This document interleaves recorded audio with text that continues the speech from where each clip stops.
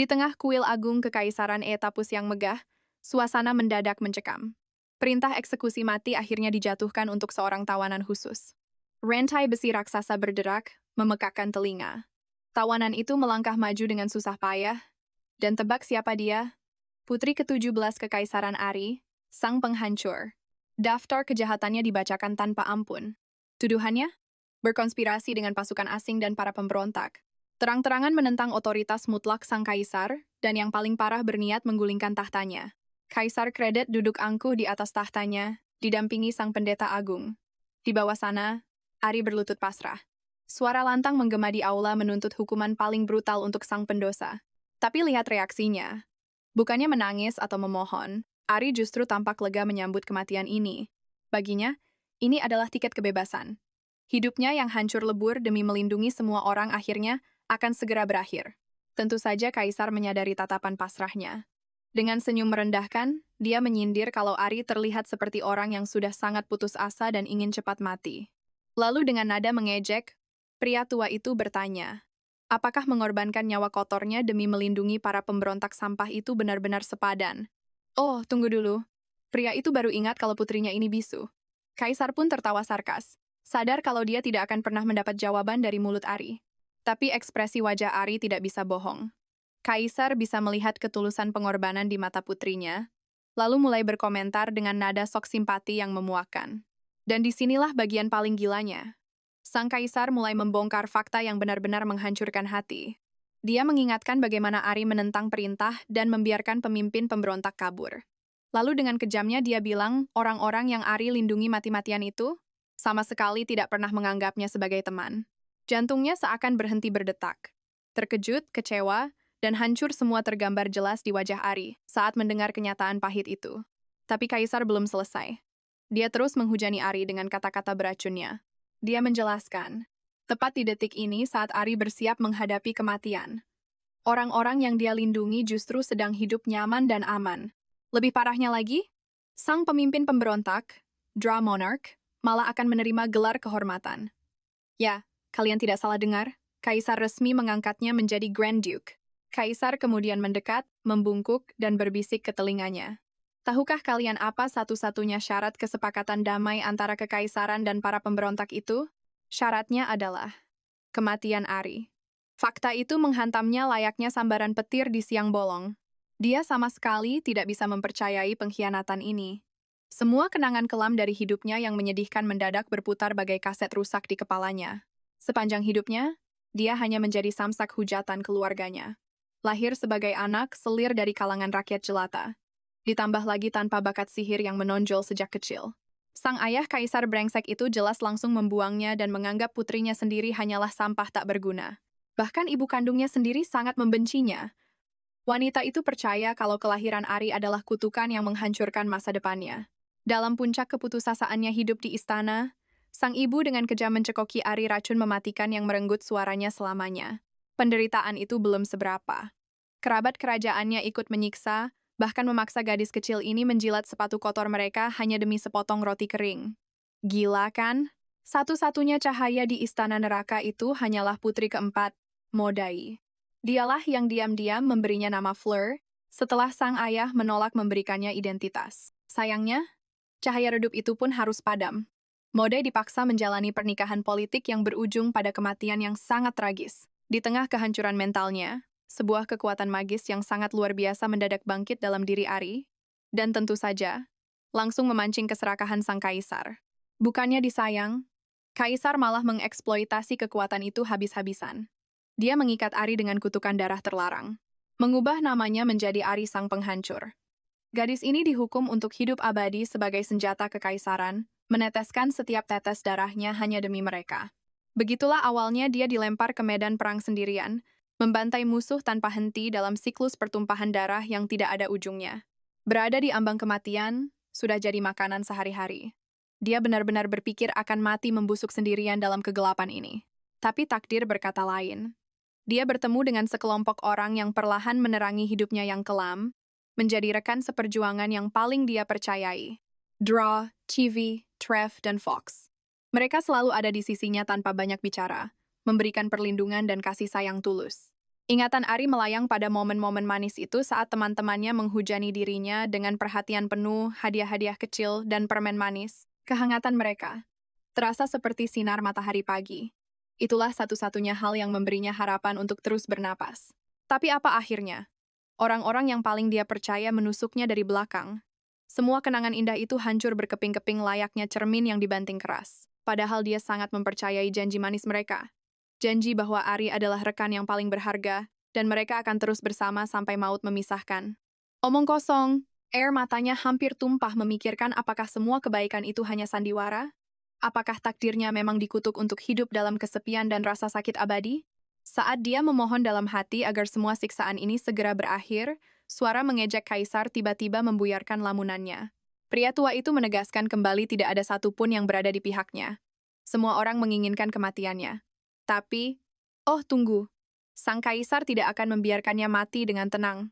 Terlalu sayang untuk membuang begitu saja kekuatan magis luar biasa yang sudah dia eksploitasi susah payah selama ini. Jadi, tahu apa yang dilakukan si gila ini?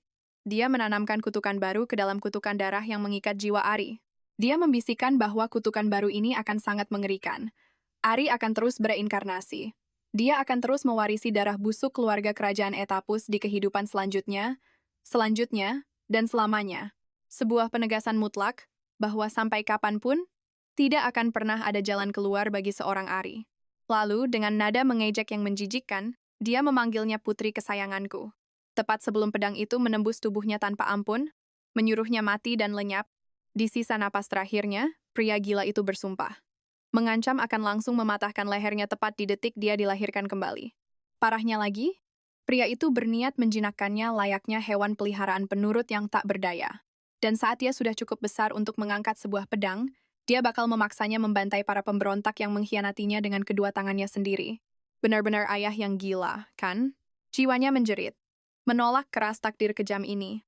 Serius, dia sama sekali tidak melakukan kesalahan. Jadi wajar kan dia bertanya-tanya, kenapa dunia ini begitu kejam? Kenapa semua orang membenci dan menusuknya dari belakang? Awalnya dia pikir kematian adalah jalan keluar. Tapi kenyataan menamparnya keras kematian sekalipun tidak akan mengakhiri penderitaan tiada akhir ini. Di kehidupan ini, melawan atau kabur itu mustahil. Dalam keputusasaan yang begitu pekat, dia memohon pada Tuhan. Meminta keselamatan. Ya ampun, untuk sekali ini saja. Dia benar-benar tidak ingin dilahirkan kembali. Tapi takdir seolah sedang bercanda. Tahu-tahu, dia bereinkarnasi sebagai salah satu bayi kembar dari pasangan Duke dan Duchess. Detik itu juga dia sadar. Dia benar-benar hidup lagi dengan semua ingatan masa lalunya yang masih utuh sempurna. Meski tubuhnya baru, rasa sakit dari kematian mengerikan itu masih membekas jelas di jiwanya. Lehernya terasa seolah baru saja ditebas putus. Mengerikan. Tubuhnya serasa terbakar dan jiwanya meronta dalam penderitaan mutlak. Dia sangat yakin Tuhan telah mengabaikannya, dan dia dilahirkan kembali hanya untuk menanggung semua siksaan ini lagi. Tak lama kemudian, kabar buruk datang mereka memutuskan untuk memisahkannya dari saudara kembarnya. Tuan muda akan tetap di kediaman Duke, sementara sang nona kecil harus dibawa pergi. Bayi mungil di gendongan pelayan itu mulai panik. Apakah mereka akan membuangnya ke istana kaisar? Masuk akal sih baginya. Lagi pula, tak ada satupun yang berani menentang perintah kaisar. Ditambah lagi, dia sangat yakin. Siapa juga yang mau repot-repot membesarkan anak yang membawa kutukan darah bersamanya? Saat kereta kuda mulai menjauh, dia menatap langit dengan tatapan kosong, bertanya-tanya kenapa Tuhan tidak membiarkannya mati dengan tenang. Ketakutan dan keputusasaan total menelan hatinya. Dia tidak ingin berhadapan dengan pria mengerikan itu, ataupun mengulangi takdir kejam ini lagi. Tiba-tiba kereta berhenti. Sepasang tangan mengangkatnya dengan begitu lembut, dan itu sukses membuatnya terkejut. Di dalam hati, dia bertanya-tanya, apakah mereka sudah sampai di tujuan akhir? Tapi tunggu sebentar. Dia langsung menyadari kalau tempat ini jelas-jelas bukan istana kekaisaran, melainkan sebuah istana megah yang belum pernah dia lihat seumur hidupnya. Dia dibawa masuk ke ruangan yang gelap dan dingin, membuat tubuh mungilnya langsung menggigil kedinginan. Dia diletakkan begitu saja di atas ranjang dan ditinggal sendirian. Wah, sepertinya dia aman dari cengkeraman kaisar, setidaknya untuk saat ini. Rasa lega langsung membanjiri dadanya. Dia benar-benar mengira Tuhan akhirnya mendengarkan doanya, dan kebebasan yang dia impikan sudah ada di depan mata. Tapi harapan itu langsung hancur seketika. Dia kembali teringat dan meyakini kalau reinkarnasinya ini adalah sebuah kesalahan fatal. Pikirnya, kalau saja dia mati saat itu juga, semuanya pasti jauh lebih mudah. Dan tepat di momen itu, sebuah suara asing memaksanya membuka mata. Jantungnya berdebar, mengira utusan kaisar kembali menjemputnya. Tapi ternyata, hanya seorang pelayan wanita yang sedang berjalan menghampirinya. Pelayan itu membawa semangkuk cairan hijau yang sangat mencurigakan. Menetes, dan setetes cairan kental itu langsung jatuh ke pipinya. Sensasi panasnya terasa. Dia langsung menyadari kalau warna dan rasa cairan ini sungguh tidak wajar. Wajah pelayan itu terlihat begitu jahat di matanya. Bayi malang itu langsung tersadar dalam kengerian mutlak pelayan ini mencoba meracuninya. Ingatan tentang ancaman sang kaisar untuk mencekokinya racun tepat setelah lahir kembali menghantuinya. Astaga, dia baru sadar ada sisa aroma parfum khas kekaisaran menempel pada pelayan itu. Oh, dia paham rencana busuk ini sekarang. Mereka sengaja ingin menghancurkan tenggorokannya dengan racun terlebih dahulu, baru kemudian menyerahkannya kepada sang kaisar. Tubuh kecilnya meronta dalam diam, terus berdoa mati-matian di dalam hati agar pelayan itu menghentikan aksi gilanya sekarang juga. Tepat sebelum sendok mematikan itu menyentuh bibirnya. Brak! Pintu terbanting terbuka dan sebuah suara menggelegar, membentak pelayan itu untuk berhenti. Kepala pelayan tiba-tiba menerobos masuk dan mengamuk, mempertanyakan apa yang sebenarnya dia lakukan. Begitu bayi itu menatap wajah sang kepala pelayan. Tunggu, rasanya sangat familiar. Wanita ini benar-benar mengingatkannya pada modai satu-satunya orang di kehidupan masa lalunya yang pernah dengan tulus mencintainya. Pelayan rendahan itu langsung gelagapan, panik mencari-cari alasan untuk membenarkan tindakannya. Dia beralasan si kecil sedang menggigil kedinginan, jadi dia berinisiatif membawakan sesuatu untuk dimakan. Kepala pelayan merampas mangkuk itu dengan kasar untuk memeriksanya lebih teliti. Setelah mengendus aromanya, dia langsung tahu. Ini cuma sap herbal hutan pengganti susu ibu. Tapi bodohnya, ini dimasak terlalu lama, sampai rasanya berubah jadi aneh. Kepala pelayan langsung memarahi pelayan ceroboh itu habis-habisan, menjelaskan kalau sup sepanas itu bisa melukai kulit bayinya jika sampai tumpah. Dia juga memperingatkan dengan keras bayi baru lahir sama sekali tidak butuh parfum menyengat khas dari kekaisaran. Omelannya belum selesai. Dia mengingatkan kalau indera perasa bayi itu super sensitif. Alhasil, pelayan bodoh tadi cuma bisa menunduk dan meminta maaf dengan gemetar ketakutan. Lalu, dia beralih menyoroti keteledoran pelayan itu karena membiarkan ruangan tetap gelap dan sedingin es. Ini bisa membuat bayi malang itu jatuh sakit parah. Terlanjur jengkel dengan kebiasaan cerobohnya, dia langsung menyuruh pelayan itu membuat sup baru. Dan kali ini, pastikan suhunya benar-benar didinginkan. Setelah itu, dia berbalik dan memerintahkan sisa pelayan lainnya untuk segera membersihkan dan merapikan ruangan berantakan ini secepatnya. Kepala pelayan kembali menatap lembut sang bayi. Dia dengan tulus meminta maaf karena sudah membuatnya ketakutan. Dia menyadari rona merah di pipi bayi itu akibat cairan panas tadi. Untungnya itu tidak terlihat parah, dan dia berjanji akan segera mengoleskan obat nanti. Sang kepala pelayan menggendong anak itu erat-erat dan menenangkannya, lalu menjelaskan bahwa seluruh keluarga Grand Duke, termasuk kedua orang tuanya, sedang dalam kekacauan luar biasa. Kenapa? Karena dia dan saudara laki-lakinya lahir lebih cepat dari perkiraan. Makanya dia dibawa ke kamar sementara ini, yang pasti bikin dia ketakutan. Dengan suara lembut, sang kepala pelayan bilang, karena situasinya lagi kacau balau, dia harus tinggal di kediaman lain untuk sementara waktu. Lalu, dia pun memperkenalkan dirinya. Namanya Molly Mecca, kepala pelayan keluarga Grand Duke, sekaligus pengawal pribadinya sekarang. Dan dia sangat antusias untuk bisa melayani nona kecil ini. Molly juga nambahin, kalau Grand Duke sendiri yang bersikeras menjadikannya pengasuh. Beliau bahkan memerintahkannya untuk melaporkan setiap detail tanpa terlewat sedikit pun.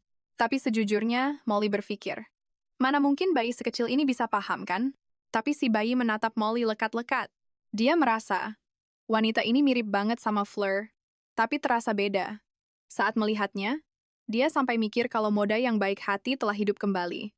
Molly menyadari perubahan ekspresi si bayi. Terkejut, dia pun bertanya, apa nona kecil ini benar-benar mengerti apa yang dia ucapkan? Gawat, rasa cemas langsung menyerang. Apa Molly sudah menyadari identitas aslinya sekarang? Ternyata enggak. Molly malah tersenyum bahagia. Katanya, kalau dia memang mengerti, nggak perlu ada yang ditutupi lagi di antara mereka. Tiba-tiba, Kap, Molly mengecap keningnya dengan sangat lembut. Si bayi langsung kebingungan total. Molly lalu menjelaskan, ciuman itu pesan langsung dari ibunya, sang Grand Duchess. Karena nggak mungkin kan, seorang pelayan berani melakukan itu sembarangan. Si kecil terdiam kebingungan. Apa sebenarnya maksud dari semua ini?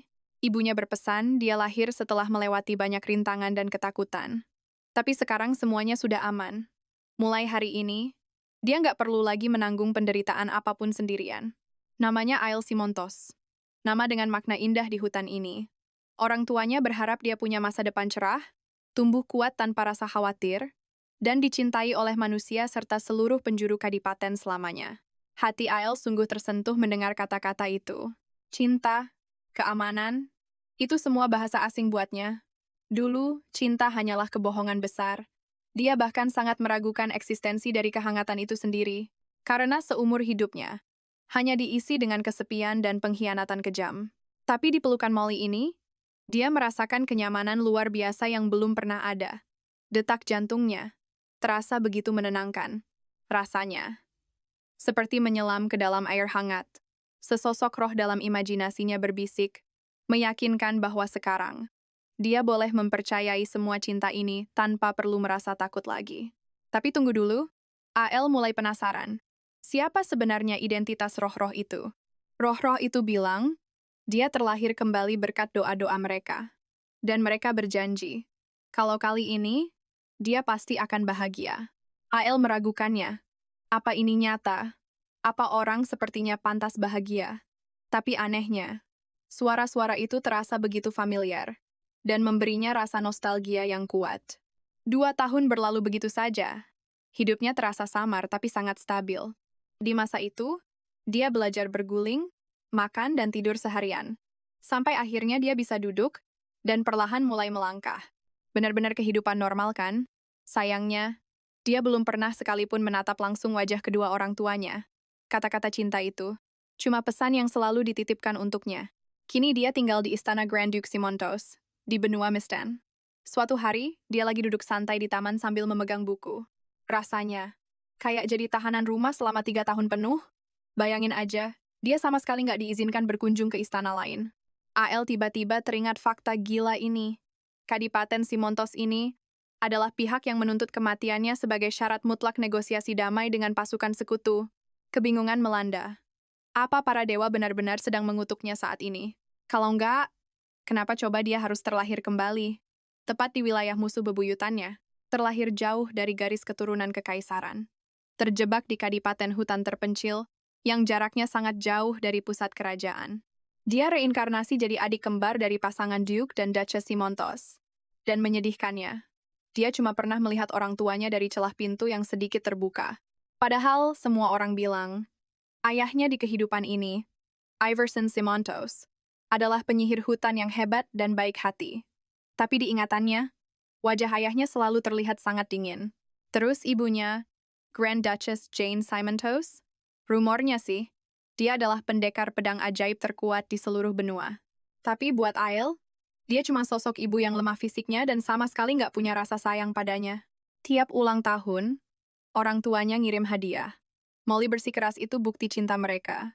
Tapi Ail nggak bisa percaya segampang itu. Dia tahu betul keluarga Simontos adalah musuh kekaisaran. Otaknya terus berputar. Kenapa dia harus lahir di tempat ini? Di saat dia menyadari nggak bisa lari dari kutukan darah kekaisaran. Seorang pelayan memperhatikan nona kecilnya itu sedang melamun lagi. Pelayan lain berniat maju untuk menemaninya, tapi rekannya buru-buru menahan langkahnya. Sambil berbisik, dia bilang kalau anak ini aneh dan menyeramkan. Para pelayan mulai bergosip. Katanya dia sakit dan bisu. Makanya dikurung di istana terpisah. Bahkan, ada rumor gila yang menyebutkan kalau dia ini anak haram dari Grand Duke sendiri. Ail mendengar semuanya, dan sejujurnya, dia sendiri juga nggak tahu alasan kenapa dia nggak bisa bicara sejak reinkarnasi ini. Rumor murahan inilah yang jadi alasan dia dikurung di sini. Tapi jujur saja, kalau dibandingkan dengan kehidupan masa lalunya yang penuh tuduhan pembunuhan berdarah, vonis mati, dan hinaan tak berujung, hidupnya yang sekarang jauh lebih mendingan. Dia cuma perlu pura-pura tuli saja. Tiba-tiba, bam! Molly memutus bisik-bisik julid para pelayan itu dengan suara keras, menyuruh mereka tutup mulut. Dia ngamuk habis-habisan. Berani-beraninya pelayan rendahan menggunjingkan majikan mereka. Molly mengancam akan memecat mereka detik itu juga. Dan jelas saja, para pelayan langsung minta maaf sambil gemetar. Molly langsung menyuruh mereka berhenti dan pergi dari situ. Kemudian, Molly menatap Al. Dia bertanya, Apa selama ini Al memendam semuanya sendirian? Harusnya anak ini maju dan membungkam mulut mereka sendiri. Di dalam hatinya, Al cuma bisa minta maaf dan sangat berterima kasih karena Molly sudah melindunginya. Molly sadar anak ini melamun lagi. Astaga, apa sih yang dipikirkan anak sekecil ini? Dia lalu tersenyum hangat, mengajak Al pergi karena hari ini adalah hari yang super penting. Molly bilang kalau ayahnya, Duke Iverson, ingin bertemu. Dan tebak, sang Duke sudah menunggu di ruang tamu sekarang juga. Al jelas kaget bukan main. Tunggu dulu ayahnya? Yang benar saja. Molly mengingatkan kalau dia juga akan bertemu dokter bersama ayahnya. Dia juga mewanti-wanti. Tolong jangan lupakan etiket yang sudah diajarkan. Tapi pikiran Al sudah melayang entah kemana. Dia panik, bingung harus bagaimana. Tiba-tiba saja, kenangan tentang ayahnya di masa lalu sang kaisar kembali menghantuinya. Kata-kata kasarnya saat membuang dan menyebutnya tidak berguna. Dan bayangan mengerikan saat pedang itu menusuk tubuhnya. Sosok ayah dalam ingatannya, cuma monster mengerikan. Murni mimpi buruk. Sosok yang selalu mengingatkan kalau dia sendirian dan semua orang ingin dia mati. Lamunan kelam Al buyar saat mendengar Molly memanggilnya dengan cemas. Mereka akhirnya sampai di ruang tamu. Di sana, Kapten Satria Penjaga, Triquin, langsung mengumumkan kedatangan mereka. Kedatangan Nona Al dan kepala pelayan Molly pun diserukan.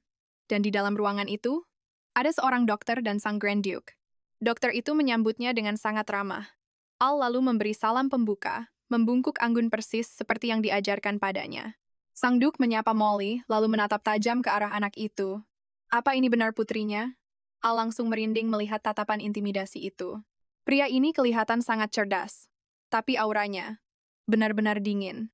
Saat itulah kenyataan menamparnya pria ini adalah ayahnya di kehidupan yang sekarang. Dengan bangga, Molly menegaskan kalau Al benar-benar putri sah sang Duke. Dia lalu menyuruh Al untuk membungkuk hormat kepada ayahnya. Al berusaha menenangkan diri. Tarik napas cukup membungkuk saja. Tapi tiba-tiba ayahnya menghentikannya. Pria itu bertanya dengan nada dingin.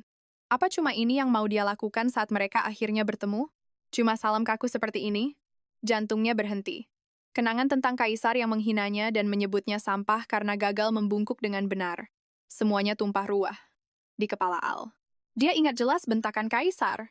Bertanya siapa yang mengajarinya. Dan bilang kalau dia sama sekali tidak pantas membungkuk di samping pangeran dan putri lainnya. Dia ingat peringatan kerasnya jangan pikir menang perang bikin dia dapat perlakuan spesial. Pria kejam itu menyuruhnya berlutut dan menundukkan kepalanya yang hina. Dan yang paling parah, ancaman untuk menghukum semua orang yang berhubungan dengannya.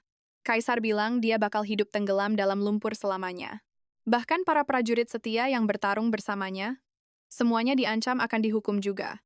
Pria itu bahkan mengancam akan membunuh ibunya kalau dia berani melawan. Detik itu juga, semua kenangan horor itu menghantamnya tanpa ampun. Molly melihat Al gemetar hebat. Dia panik dan bertanya ada apa, mengingatkan kalau Al cuma perlu membungkuk santai. Al sangat takut melibatkan orang lain dalam masalahnya. Tapi saat dia menatap ayahnya sekarang, dia melihat amarah di mata pria itu. Keputusasaan total. Dia sadar reinkarnasi ini tidak merubah apa-apa. Sudah pasti, dia bakal dipukuli lagi kan? Tapi tunggu, apa yang terjadi? Di luar dugaan, ayahnya malah mengangkat tubuh kecilnya dan mendudukannya di pangkuannya. Al shock berat, matanya melotot. Rencana gila apa lagi ini? Astaga, ayahnya malah minta maaf. Dia mengaku jarang mengobrol, dan merasa putrinya terlalu jaga jarak. Jadi dia pikir, mereka butuh suasana yang lebih hangat. Dengan suara super lembut, ayahnya membujuknya. Memintanya menatap matanya dan mencoba memanggilnya papa atau ayah. Pria itu bersumpah tidak pernah berniat bersikap kejam. Al membatin kebingungan.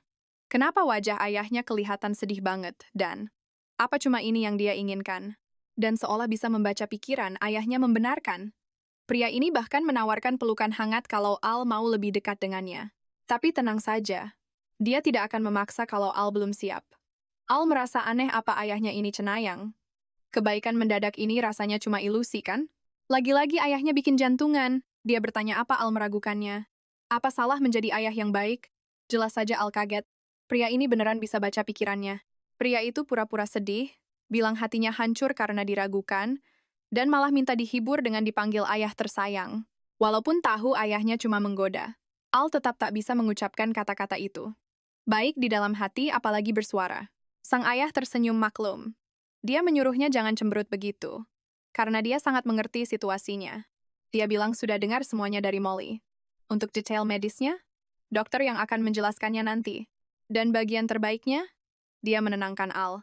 Mengatakan kalau tidak bisa bicara, bukan berarti hidupnya sudah berakhir. Ayahnya berjanji akan terus mencari obatnya. Tapi jujur saja, nggak masalah kok. Sekalipun dia harus bisu selamanya. Yang terpenting, dia masih hidup. Ayah tahu pria ini nggak berbohong. Tapi di dalam hati, apa ini semua beneran nyata? Terus kenapa dia ditelantarkan selama ini? Sang ayah tiba-tiba mengalihkan obrolan. Dia mengajak gadis kecil ini jalan-jalan keluar sebentar. Pria itu ingat, ayah sangat suka pemandangan dari menara observatorium. Jadi mereka pergi ke sana. Sesampainya di atas, ayahnya tersenyum, memuji betapa cantiknya pemandangan ini, dan wajar kalau putrinya sangat menyukainya. Tapi tunggu dulu. Insting Al langsung berteriak. Pria ini pasti menyembunyikan sesuatu darinya. Kenapa dia tiba-tiba muncul sekarang? Apa sebenarnya yang ayah kandungnya ini cari? Benar-benar mencurigakan. Lamunannya buyar seketika. Ayahnya menunjuk ke arah hutan yang lebat, lalu beralih ke pegunungan tinggi di ujung sana. Mana yang paling kamu suka? Tanya pria itu dengan lembut. Padahal nyatanya, nggak ada satupun yang menarik perhatiannya. Entah kenapa alasannya sesederhana itu. Semenjak dia berinkarnasi kembali, penglihatannya jadi gila-gilaan tajamnya. Jarak jauh, atau malam yang gelap gulita, semua terlihat sangat jelas. Makanya dia sering banget ke sini, cuma buat mengamati kota. Dan tebak apa yang dia lihat? Sebuah boneka beruang di etalase toko mainan. Boneka itu kehilangan satu matanya, jadi dijual obral. Padahal aslinya, beruang ini punya pasangan. Dan tahu nggak? Mereka berdua itu barang paling mahal di seluruh toko tersebut. Nggak main-main, boneka ini dibuat langsung oleh pengrajin legendaris dari wilayah bangsawan Ashrodan yang terkenal itu. Matanya itu beneran spesial banget. Dibuat langsung dari batu safir kristal biru naga yang super langka dan mahal. Konon katanya, itu fosil naga ajaib kuno. Di dalamnya ada siluet naga es biru yang menyala terang bagaikan kobaran api. Wajar aja. Sepasang boneka beruang ini langsung menarik perhatian siapapun yang masuk ke toko. Tapi bencana terjadi. Gara-gara tokonya penuh sesak, satu boneka jatuh dan matanya hancur berkeping-keping. Si pemilik toko pasti ngamuk berat, tapi dia juga nggak bisa menyalahkan siapa-siapa. Alhasil, beruang yang utuh langsung disingkirkan dari jangkauan. Sedangkan boneka yang cacat tadi, mau nggak mau, terpaksa banting harga dan dijual murah. Biarpun barang mewah, siapa coba yang mau beli barang rusak? Iya, itu sebuah mahakarya. Tapi ujung-ujungnya, nggak ada satupun yang sudi menyentuh boneka itu. Al merasa kisah tragis boneka beruang ini benar-benar mirip dengannya. Dia merasa sangat kasihan padanya. Tapi saat diperhatikan lagi, dia menyadari sesuatu yang luar biasa. Boneka itu duduk diam, menatap orang-orang yang lewat dengan raut wajah penuh kebanggaan. Lewat satu matanya yang menyala seperti api, beruang itu tangguh menyaksikan matahari terbit dan terbenam. Gadis ini nggak pernah menyangka. Beruang cacat itulah yang jadi sumber kekuatannya setelah dia berinkarnasi dalam keadaan hancur. Makanya, mengawasi boneka itu dari menara jadi ritual wajibnya setiap hari. Dan karena kondisinya yang sama-sama bisu, nggak ada yang paham apa yang dia rasakan. Gimana coba cara menyampaikan isi hatinya? Tiba-tiba ayahnya menghela napas panjang, mengelus rambutnya dengan lembut. Ayah mengerti sekarang. Bisiknya perlahan. Pria itu bilang, putrinya datang ke sini bukan demi pemandangan, tapi demi mencari keberanian dan kebebasan. Hati ayah menghangat. Akhirnya ayahnya paham. Pria itu lalu mengajaknya melangkah maju. Dia meminta ayah untuk pulang bersamanya, dan berjanji akan selalu melindungi keberanian serta kebebasannya itu. Tanpa disadari, Al sudah duduk diam di dalam kereta kuda menuju jalan pulang. Perasaannya campur aduk. Sekalipun dia benci banget sama keputusannya, semua sudah terlambat. Takdirnya sudah terlanjur ditulis ulang.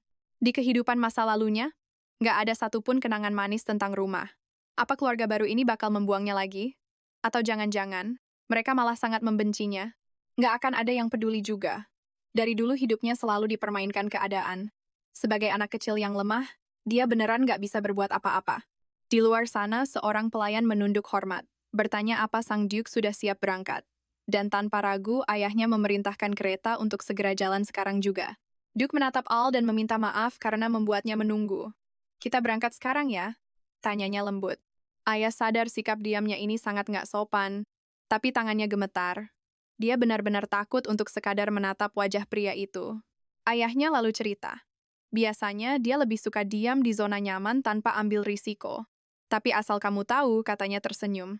Dunia ini penuh keajaiban. Apalagi ini pengalaman pertamamu. Jadi dia membiarkan putrinya melakukan apapun yang dia mau. Apapun kondisinya, dia pasti akan melindunginya. Ayah tersentak kaget. Ayahnya seakan bisa membaca pikiran rumitnya lagi. Tapi tentu saja, dia tetap bungkam. Roda kereta mulai berputar, membawanya menuju takdir yang penuh misteri. Iverson menatap putrinya lekat-lekat, dan bayangan sosok sahabat lamanya tiba-tiba muncul di hadapannya. Nostalgia menghantamnya. Mengingat momen saat sahabatnya itu tertawa bebas bersamanya.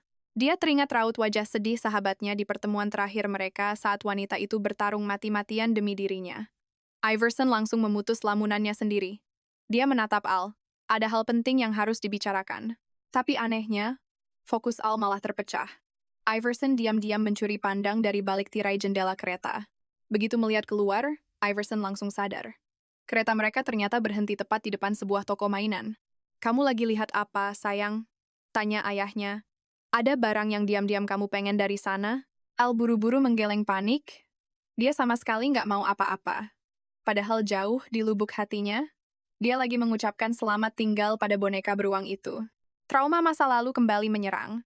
Ingat saat dia dihukum berlutut di luar berjam-jam, dituduh sebagai iblis pembawa sial yang nggak pantas untuk hidup. Dia terus meyakinkan dirinya sendiri nggak. Dia nggak menginginkan apapun. Semua itu nggak benar. Tapi tiba-tiba, boom! Sang ayah dengan tegas memerintahkan kereta kuda untuk berhenti. Lalu, sang ayah langsung menggendongnya. Lembut banget, dia berbisik kalau Al tak perlu bawa apa-apa, cukup menemaninya melihat-lihat saja di dalam sana. Dia bilang ini hadiah darinya sebagai seorang ayah. Benar-benar permintaan tulus. Begitu masuk, si pemilik toko langsung menyambut mereka dengan sangat hangat, lalu memamerkan semua barang super mewahnya. Mata Al tertuju pada satu beruang berwujud utuh dengan dua mata sempurna. Benar-benar cantik. Enggak cuma itu, toko ini ibarat surga mainan mahal. Tapi Al menahan diri. Dia tak berani menatap lama-lama. Takut disangka anak rakus. Sedih banget kan? Ayahnya melihat sekeliling, kagum dengan banyak barang lucu di sana. Lalu dia bertanya, mana yang paling Al suka? Ayahnya juga usul buat sekalian membeli hadiah untuk ibunya, dan pastinya untuk kakak laki-lakinya yang super nakal itu. Tapi Al malah kebingungan. Kenapa bertanya padanya? Boro-boro tahu selera mereka. Bertemu saja belum pernah sama sekali. Ups! Sang ayah langsung sadar. Dia buru-buru meminta maaf. Jelas saja dia baru ingat kalau putrinya ini belum pernah bertemu ibu dan kakaknya. Jadi, dia bilang bakal pilih sendiri hadiahnya. Al diminta menunggu dengan santai. Kalau bosan atau capek, dia boleh langsung beristirahat di dalam kereta kuda. Dia lalu memanggil Molly buat menemani, dan meminta si pemilik toko mengeluarkan semua barang koleksi terbaiknya. Sultan memang beda ya. Kesempatan emas! Saat ayahnya sedang sibuk, Al memanfaatkan momen ini buat satu hal mengucapkan selamat tinggal pada si boneka beruang. Dia pikir ini pertemuan terakhir mereka. Biar tak ada penyesalan, dia harus pamit dengan benar. Dia mendekat, lalu menyapa perlahan. Ya, beruang itu pasti tak mengenalnya, tapi Al cuma ingin mengucapkan terima kasih padanya. Terima kasih karena selalu ada di sana, terus memperhatikannya sejak dia terlahir kembali. Tangannya menyentuh bulu lembut beruang bermata satu itu. Tapi entah kenapa, ada kehangatan yang begitu familiar dari tatapan mata sebelahnya. Al langsung memeluknya erat. Dia berbisik betapa senangnya bisa bertemu secara langsung. Tapi sekarang sudah saatnya untuk berpisah. Dia meyakinkan beruang itu kalau dia tak sendirian. Dan dia takkan pernah melupakannya. Dia cuma berharap penderitaan beruang ini cepat berakhir. Harapannya, semoga ada orang baik yang mau mencintai dan merawat beruang ini. Membuatnya bahagia. Dan pastinya, tetap menjadi beruang yang kuat dan pemberani. Selamat tinggal. Semoga senyummu selalu bersinar selamanya.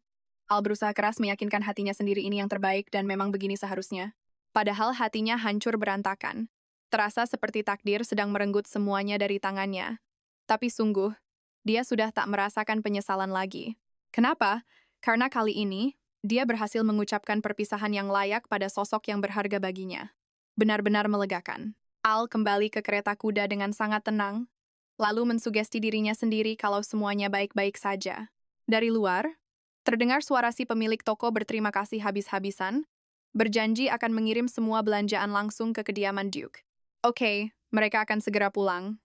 Al buru-buru menghapus air matanya, berusaha keras menyembunyikan tangisnya. Pintu kereta tiba-tiba terbuka. Sang ayah mengulurkan tangannya menyodorkan sesuatu.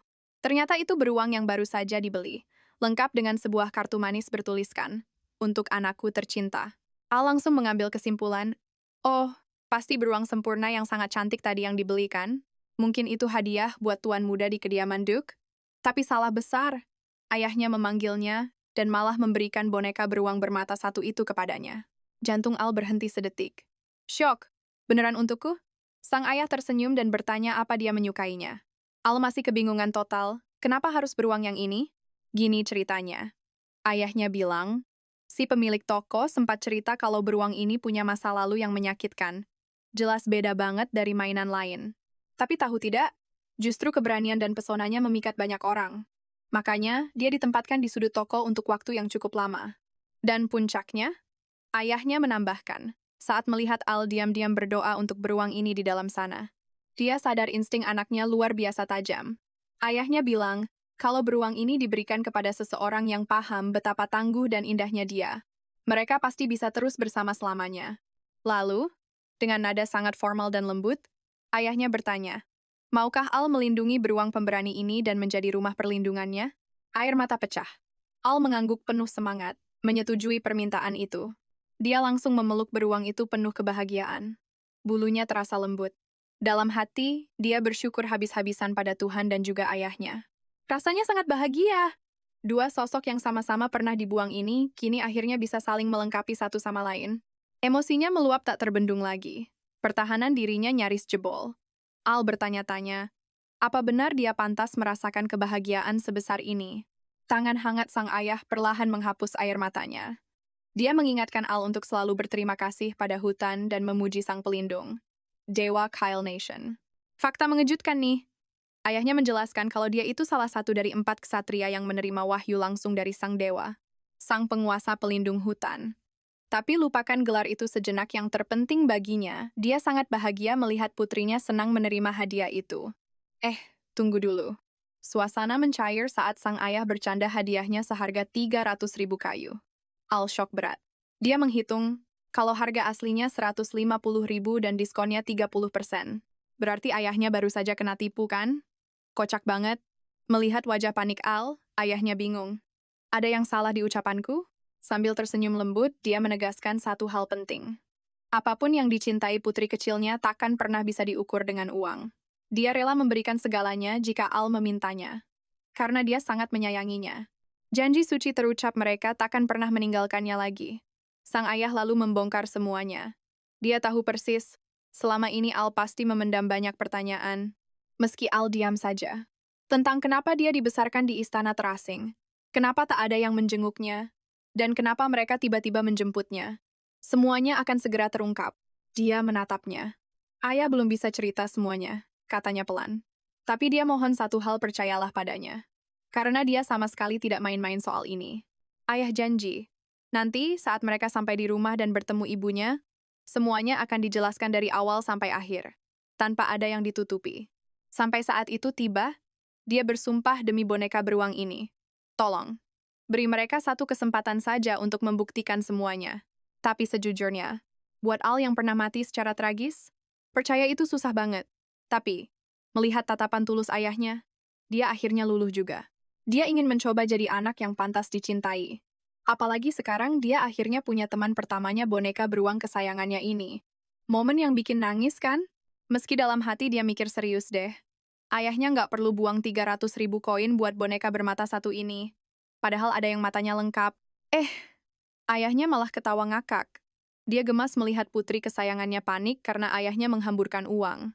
Sambil mengelus kepalanya, ayah memujinya. Kamu benar-benar anak yang sangat baik hati. Lagi pula, uang itu nggak terbuang sia-sia kok. Malah, mereka dapat untung besar dari sana. Nih, dengar ya ceritanya. Tadi, waktu ayah borong mainan di belakang, penjualnya mau main curang. Mau getok harga pakai alasan kasih sayang ayah ke anak. Parah, kan? Tapi tunggu dulu.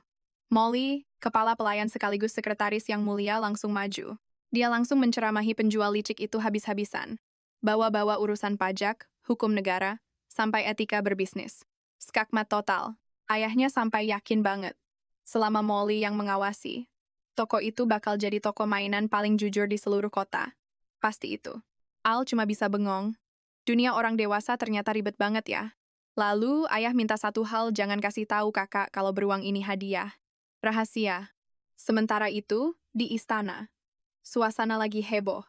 Terdengar suara teriakan histeris dari dalam yang menanyakan apakah berita itu benar. Sang nyonya besar mencecar salah satu penjaga. Matanya berbinar penuh harap.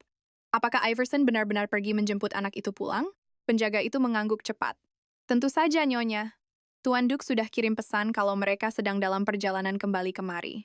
Oh, hatinya langsung berbunga-bunga. Senangnya bukan main. Akhirnya, setelah sekian lama, dia bisa melihat wajah anak itu lagi. Dia mau bikin pesta penyambutan super mewah. Kamarnya mau dia dekorasi sendiri. Tapi tiba-tiba, uhuk, batuk parah menyerangnya. Saking parahnya, dia sampai batuk darah. Ya ampun. Sambil gemetar, dia bilang nggak apa-apa dan menyuruh semua persiapan pesta itu dibatalkan. Keputusannya, dia harus menjauh saat mereka tiba. Sangat-sangat jauh. Bersembunyi. Agar anak itu tidak melihat kondisinya. Sedih banget kan? Sementara itu, di kereta, ayahnya lagi asyik membacakan dongeng tentang kelinci, kucing, dan peri daun. Mereka semua pergi ke danau kerang di tengah hutan, dan hidup bahagia selamanya. Tamat! Klise banget ya ceritanya. Sambil tersenyum, sang ayah bertanya, kamu pilih buku ini karena suka banget sama ceritanya, ya? Al langsung batin, nggak sama sekali. Ceritanya sih lumayan, tapi terlalu kekanak-kanakan buat jiwa dewasanya. Dia biasa saja sebetulnya. Dia asal comot buku itu cuma biar ayahnya nggak merasa diabaikan. Soalnya dari tadi ayahnya maksa banget pengen main bareng terus. Di kehidupan sebelumnya, kerjaan Al cuma bertarung nggak ngerti cara main. Tapi lihat senyum ayahnya, dia nggak tega buat ngerusak momen ini. Makanya, dia pakai kesempatan ini dan milih buku dongeng secara asal. Niatnya sih mau baca sendiri. Ayahnya malah semangat membacakannya keras-keras. Tapi jujur, suara ayahnya itu bikin tenang. Penuh kasih sayang. Tiba-tiba, nostalgia menyerang. Dulu, di masa lalu, pernah ada seseorang yang juga membacakan cerita untuknya seperti ini. Kenangan kecil yang luar biasa indah. Itulah alasan dia nggak bisa nolak ayahnya dari tadi. Duh, kalau ditanya lagi suka ceritanya atau enggak, jawab apa dong? Lamunannya buyar. Kusir di luar berseru kencang, memberitahu kalau mereka sudah hampir sampai di gerbang istana utama. Ayah menutup bukunya. Wah, sudah sampai nih. Ceritanya kita lanjut nanti lagi ya. Al cuma mengangguk pelan. Setuju. Roda kereta akhirnya berhenti sempurna. Ayah melangkah turun sambil menggendong erat Al di pelukannya. Para pelayan menunduk hormat menyambut mereka. Tapi tunggu. Al langsung peka. Ada yang salah. Hawa di istana ini terasa berat dan canggung banget. Gerak-gerik semua orang terlihat kaku. Ayah sampai bingung bukannya istana sudah dikabari? Terus, di mana persiapan pesta penyambutan yang heboh itu? Kepala pelayan pribadi keluarga, Tina Millard, maju perlahan. Wajahnya muram. Dia memberitahu kalau kondisi kesehatan beliau tiba-tiba memburuk drastis dan sedang istirahat total. Jadi, pestanya terpaksa ditunda dulu. Dia juga bilang kalau ada pesan khusus dan sangat penting. Molly harus segera menghadap ke kamar sekarang juga. Ada urusan kenegaraan super mendesak yang harus segera diselesaikan hari ini. Molly panik. Segawat itukah kondisinya? Tanpa banyak tanya lagi, dia langsung bergegas menjalankan perintah tersebut secepat kilat. Sebelum pergi, Molly pamit ke Al. Janji bakal secepatnya kembali. Tenang saja, kan ada ayah di sini yang jagain, jadi pasti aman. Nah, sekarang ayah tersenyum. Ayo kita temui ibu sekarang. Pastinya, kalau Al ada di sana, rasa sakitnya pasti langsung hilang. Tapi tiba-tiba, kepala pelayan ngehadang jalan mereka. Dia minta maaf dan bilang kalau ini perintah langsung dari Grand Duke. Nona muda harus langsung istirahat di kamarnya. Nggak boleh ada yang nemuin dia sampai Duke sendiri yang manggil. Ayla langsung mikir, bener kan firasatnya? Ibunya pasti benci banget sama dia. Sumpah, semua orang di sini benci dia. Ayahnya panik dong, dia berusaha nenangin Ayla. Dia bilang nggak perlu takut, orang-orang cuma lagi pada khawatir sama keadaan ibunya. Sang Duke sampai sumpah-sumpah, bilang kalau ibunya tuh sayang banget sama dia. Cuma hari ini, kondisinya lagi drop aja. Dia nyuruh Ayla buat ke kamar barunya dulu. Nanti, kalau ibunya udah baikan, mereka bakal jenguk bareng-bareng. Janji deh. Ayla ragu dong, beneran nggak sih? Tapi ya udahlah, toh kalaupun ini cuma kebohongan. Anak kecil kayak dia bisa apa coba? Ayahnya lega banget pas dia ngangguk, terus langsung meluk dia. Tapi tiba-tiba, Duke ngerintih kesakitan. Ayla jelas kaget. Ini ayahnya kenapa coba? Tiba-tiba ada aura sihir hijau yang bocor parah dari badannya. Kelihatan banget sihirnya lagi ngamuk nggak terkendali, sampai Duke teriak nyuruh Tina buat buruan bawa Ayla pergi. Tina jelas langsung nurut tanpa banyak tanya. Hati Ayla hancur. Pria ini seenaknya nyerahin dia ke orang asing gitu aja. Fix, dia udah dibuang lagi untuk kesekian kalinya. Di sisi lain, Duke lagi nahan sakit luar biasa.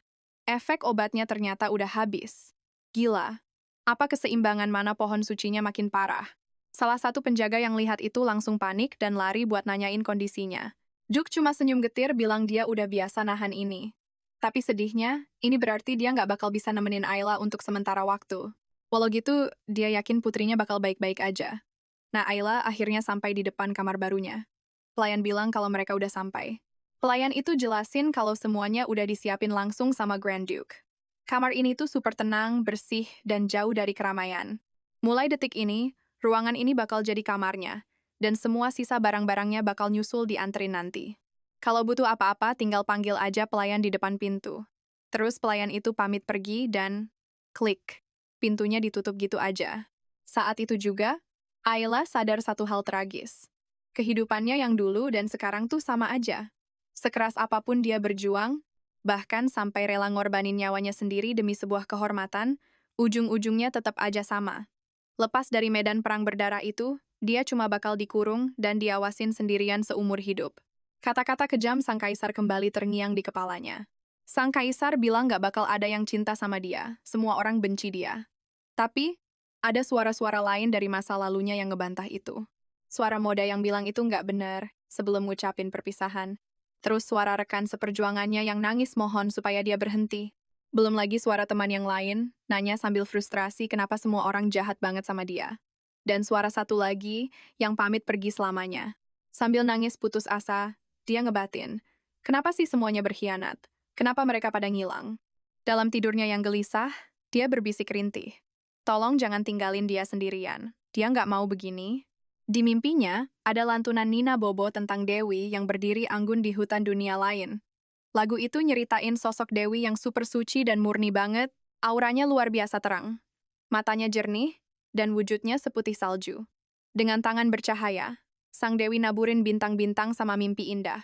Dengar lagu itu, hati Ayla kerasa hangat dan damai banget. Lagu itu doain supaya takdir baik selalu ngiringin langkahnya lewat berkat sang Dewi. Lagunya juga ngasih janji manis, bakal nuntun dia di jalan mimpi, dan negasin kalau dia tuh udah nggak sendirian lagi. Rasanya kayak dia ngerasain lagi kebahagiaan masa lalu. Kali ini, dia udah berhasil nyelamatin semua orang, dan berharap mereka nggak bakal pernah ngilang lagi. Ayla terbangun dengan memori soal melodi nostalgia yang dia dengar semalam. Dia yakin 100%, itu pasti Nina Bobo yang sering dinyanyiin orang-orang buat dia di kehidupan sebelumnya. Ironis emang. Sekarang dia kejebak di wilayah musuh. Tapi yang bisa dia lakuin cuma nangisi kenangan masa lalunya. Lamunannya buyar pas Molly tiba-tiba masuk kamar dan nanya apa dia udah bangun. Molly minta maaf banget karena telat, katanya tadi ada urusan mendadak. Molly nanya apa ada yang salah, dan Ayla kecil langsung lari meluk pengasuhnya itu erat-erat. Dia lega banget Molly akhirnya balik. Sambil ngelus rambutnya, Molly ngerasa bersalah banget udah ninggalin anak sekecil ini sendirian nahan takut di tempat asing. Dia bener-bener minta maaf. Dia nenangin Ayla, janji nggak bakal pernah ninggalin dia lagi. Semuanya udah aman sekarang. Di saat yang sama, Molly sadar kalau sang Duchess merhatiin dari jauh, lalu pergi sambil nangis karena nggak bisa nemuin putri kandungnya sendiri. Setelah selesai ngedandanin Ayla, Molly langsung heboh muji betapa cantiknya gaun yang udah disiapin khusus sama Grand Duke buat dia. Molly janji bakal nemenin Ayla seharian penuh ini, terus nanya dengan lembut. Ada hal seru nggak yang pengen dia lakuin hari ini? Gimana kalau jalan-jalan santai di taman? Kata Molly. Ayla pasti kelihatan super cantik kalau jalan di bawah sinar matahari pagi. Tapi Ayla malah turun dari sofa dan jalan ke kotak hadiah. Dia ngambil buku cerita yang tadi dia pilih, bikin Molly nanya, apa dia mau baca buku lagi? Molly masih berusaha ngebujuk biar dia mau keluar jalan-jalan. Kan sayang, baru aja pindah ke mansion mewah terus cuacanya juga lagi enak banget. Tapi Ayla ragu parah. Dia beneran takut keluar karena ngerasa semua orang di sana benci dia. Takut ada yang tiba-tiba ngomong kasar ke dia. Dia tahu betul, satu kalimat jahat saja bisa menghancurkan hati seseorang. Makanya dia lebih memilih menahan diri. Kepala pelayan kita Molly sampai harus turun tangan membujuknya. Beneran gak mau keluar nih? Padahal rugi banget loh. Molly tahu persis kelemahan anak ini. Umpannya, ladang bunga kamomil yang super cantik. Tahu sendiri kan? Al suka banget sama bunga itu. Pertahanannya langsung runtuh. Siapa coba yang nggak tergoda? Apalagi Molly bilang, ladang seluas lautan ini sangat spesial dan cuma ada di wilayah kediaman Simon Stows. Benar-benar eksklusif. Tapi tunggu dulu, mereka jalan lumayan jauh bersama. Dan ladangnya mana? Al mulai menatap tajam. Curiga. Jangan-jangan dia lagi dikerjain nih? Molly yang peka langsung tersenyum geli melihat tatapan itu. Nona kecil mulai kesal ya? Kan sudah kubilang perjalanan kita ini lumayan panjang. Tiba-tiba, percakapan mereka terpotong. Dua pelayan lain datang menghampiri, menyapa ramah sang nona kecil dan kepala pelayan kesayangan kita. Reflex. Al sembunyi di balik punggung Molly. Dengan wibawa tingkat tinggi, Molly menyapa balik dan menyuruh mereka lanjut bekerja. Ajaibnya, suasana tegang tadi langsung menguap begitu saja berkat aura Molly. Melihat kaki mungil Al mulai kelelahan karena tidak terbiasa jalan jauh, Molly tersenyum lembut. Kayaknya kita pakai jalan pintas saja ya. Astaga, Al sampai lupa. Molly kan bisa pakai sihir. Dalam sekejap mata, sihir berpendar, dan wus. Mereka langsung berteleportasi ke ladang impian itu. Pemandangan di depan matanya, sumpah, bikin merinding saking cantiknya. Sebuah pohon raksasa berdiri gagah tepat di tengah hamparan bunga tanpa ujung. Tempat ini bagaikan lukisan dari surga. Wangi kamomil yang terbawa angin begitu luar biasa, entah kenapa terasa familiar dan membawa rasa rindu yang mendalam. 1 detik. Memori kehidupan masa lalunya bersama rekan-rekan seperjuangannya tiba-tiba terlintas bagai kaset rusak. Sadar kalau nona mudanya lagi melamun sedih sejak kembali ke kediaman, Molly memberi ide. Bagaimana kalau kita berdoa pada Dewi Kana? Sang penguasa hutan pasti mau membantumu. Tanpa ragu, Molly menuntunnya ke hadapan patung suci sang Dewi Hutan. Kata orang-orang, Dewi ini bisa mengabulkan permintaan apapun tanpa terkecuali. Nah, mari kita bahas sedikit soal sejarah dunianya. Dulu banget, setelah Dewi Tia menciptakan dunia ini, sang Dewi kehabisan seluruh tenaganya dan jatuh ke dalam tidur panjang. Benua ini pun terbelah menjadi beberapa wilayah sesuai kehendaknya daratan, hutan, lembah, lautan, dan padang es abadi. Kecuali padang es yang tertutup kegelapan tak berujung, sisa benua ini dipimpin bersama oleh 4 ksatria dan 4 penyihir suci yang mendapat wahyu langsung dari langit. Bangsa Kaan, yang dijuluki sebagai cahaya harapan paling terang, adalah salah satu dari wilayah terpilih itu. Epik banget kan? Ksatria yang menerima wahyu tersebut adalah Dewi Kana sendiri, pelindung sekaligus Dewi Hutan kita. Rumornya, hati sang Dewi begitu lembut, tangannya selalu terbuka untuk menolong mereka yang menderita. Tapi Al, dia tersenyum getir. Keselamatan? Mustahil. Anak ini merasa dirinya dikutuk oleh para dewa. Mimpinya untuk bahagia sudah hancur bahkan sebelum dimulai. Jadi saat dia menutup mata di depan patung suci itu, doa yang terucap di dalam hatinya bukanlah untuk dirinya sendiri. Dia memohon dengan tulus pada sang Dewi Hutan. Memohon agar ayahnya pria yang menyayanginya dengan cinta tanpa batas bisa menemukan kebahagiaan sejati. Bukan cuma itu, dia mendoakan kesejahteraan seluruh rakyat hutan. Dan yang paling bikin mewek, dia memohon agar ibunya yang jatuh sakit bisa pulih walau cuma 1 hari lebih cepat. Pola pikir anak ini benar-benar bikin hati teriris. Dia cuma tidak mau jadi beban. Dengan begitu, semua orang yang dicintainya bisa tersenyum bahagia. Namun tiba-tiba, suara berat berbisik hangat di telinganya. Itu ayahnya. Pria itu berbisik bahwa sang Dewi sudah mendengar doanya. Dan ayahnya lah yang akan mengabulkan semua itu. Karena demi apapun, sang Dewi dan seluruh penghuni hutan ini sangat menyayanginya. Al cuma terdiam. Omong kosong yang manis, pikirnya hambar. Sulit buat percaya, apalagi kelakuan ayahnya yang suka muncul dan menghilang tiba-tiba ini bikin dia susah dikasih kepercayaan. Tapi ekspresi ayahnya berubah drastis. Tiba-tiba saja, pria gagah itu menunduk dalam dan minta maaf. Dia mengaku salah total dan wajar kalau putrinya marah. Pria ini mengakui telah melanggar janji untuk melihat kamar baru Al dan menjenguk sang ibu. Penyesalan mendalam tergambar jelas di matanya. Mendengar itu, Al cuma bisa membatin pasrah. Kalau ujung-ujungnya minta maaf, mending dari awal nggak usah menghilang, kan? Seakan bisa membaca pikiran putrinya, ayahnya mulai jujur. Waktu menjemput Al, dia sebenarnya meminum obat berdosis tinggi. Berpikir semuanya akan aman terkendali. Tapi kenyataan berkata lain. Luka mengerikan dari masa kecilnya kumat parah. Membuat sihir di tubuhnya meledak tak terkendali. Mirisnya, Perjalanan pulang bareng putrinya terasa sangat luar biasa. Sampai-sampai dia lupa minum obat susulan. Alhasil begitu kakinya menginjak kediaman, pertahanannya langsung ambruk. Di dunia ini, penyihir yang hilang kendali wujudnya berubah jadi sangat menyeramkan. Ayahnya rela kabur dan menitipkan Al pada pelayan lain, murni karena dia tidak mau malaikat kecilnya ini ketakutan melihat wujud monsternya. Maafkan ayah, ucapnya lirih. Menyesal setengah mati karena kebodohannya tidak menjelaskan situasi justru membuat putri kesayangannya bersedih. Mendengar kebenaran itu, mata Al membulat. Fakta baru terungkap, hilang kendali sihir itu rasanya seperti disiksa hidup-hidup. Seketika, rasa kesal di hatinya luluh berganti jadi simpati yang dalam untuk sang ayah.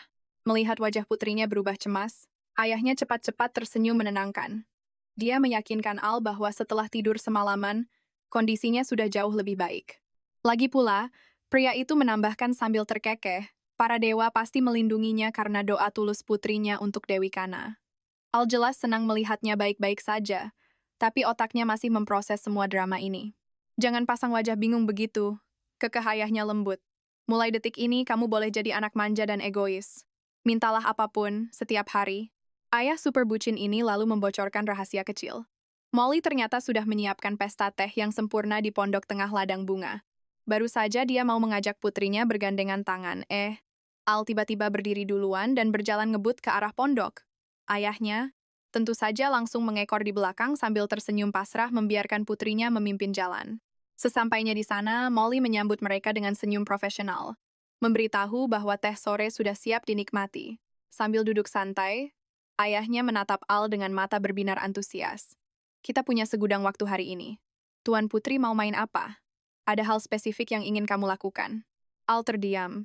Otaknya berputar keras memikirkan niat ayahnya. Setelah semua momen emosional tadi, tebak apa yang dia pikirkan?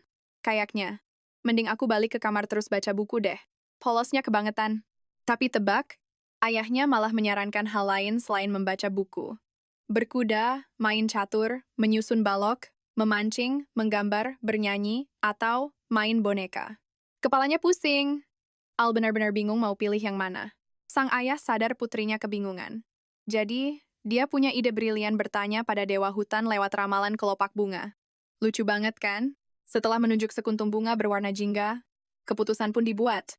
Hari ini, agenda utama mereka adalah bermain boneka lalu pergi memancing. Dalam hati, Ai merintih. Harus banget ya main ginian? Padahal dia cuma pengen duduk tenang dan membaca buku kesayangannya. Tapi ayahnya langsung berjanji, kalau masih ada waktu, dia bakal mengajak Al ke perpustakaan Grand Duchess. Tempat itu, paling mewah di seluruh wilayah Hadipati. Antusiasme ayahnya tiba-tiba meledak soal pesta teh boneka ini. Dia bahkan berteriak bertanya apa semuanya sudah siap. Dan coba tebak, semua pelayan langsung menjawab dengan semangat yang luar biasa. Tunggu dulu. Al baru sadar. Bukannya mereka ini para pelayan dan penjaga menyeramkan dari kejadian kemarin? Dia menatap bingung. Astaga, sebenarnya apa sih yang sedang mereka rencanakan sampai harus berkumpul begini? Ayahnya menenangkan Al dengan lembut. Mereka rupanya sudah berpikir keras mencari pengganti pesta penyambutan yang gagal itu. Dan ini semua adalah bentuk rasa sayang mereka padanya. Pertunjukan teater pun dimulai. Kisahnya tentang 4 sahabat ceria di dalam hutan. Ada seekor kucing, serigala, dan roh pohon yang benar-benar memuja sang putri kelinci. Dengan melindungi sang putri, ketiga sahabat itu hidup sangat bebas dan bahagia. Sampai suatu hari, kacau balau, Raja Iblis tiba-tiba muncul di hutan dan berniat menculik mereka semua. Ancaman mengerikan dilontarkan menyeret mereka ke kegelapan abadi sebagai budaknya. Demi melindungi semuanya, sang putri kelinci maju melawan Raja Iblis sendirian, sayangnya.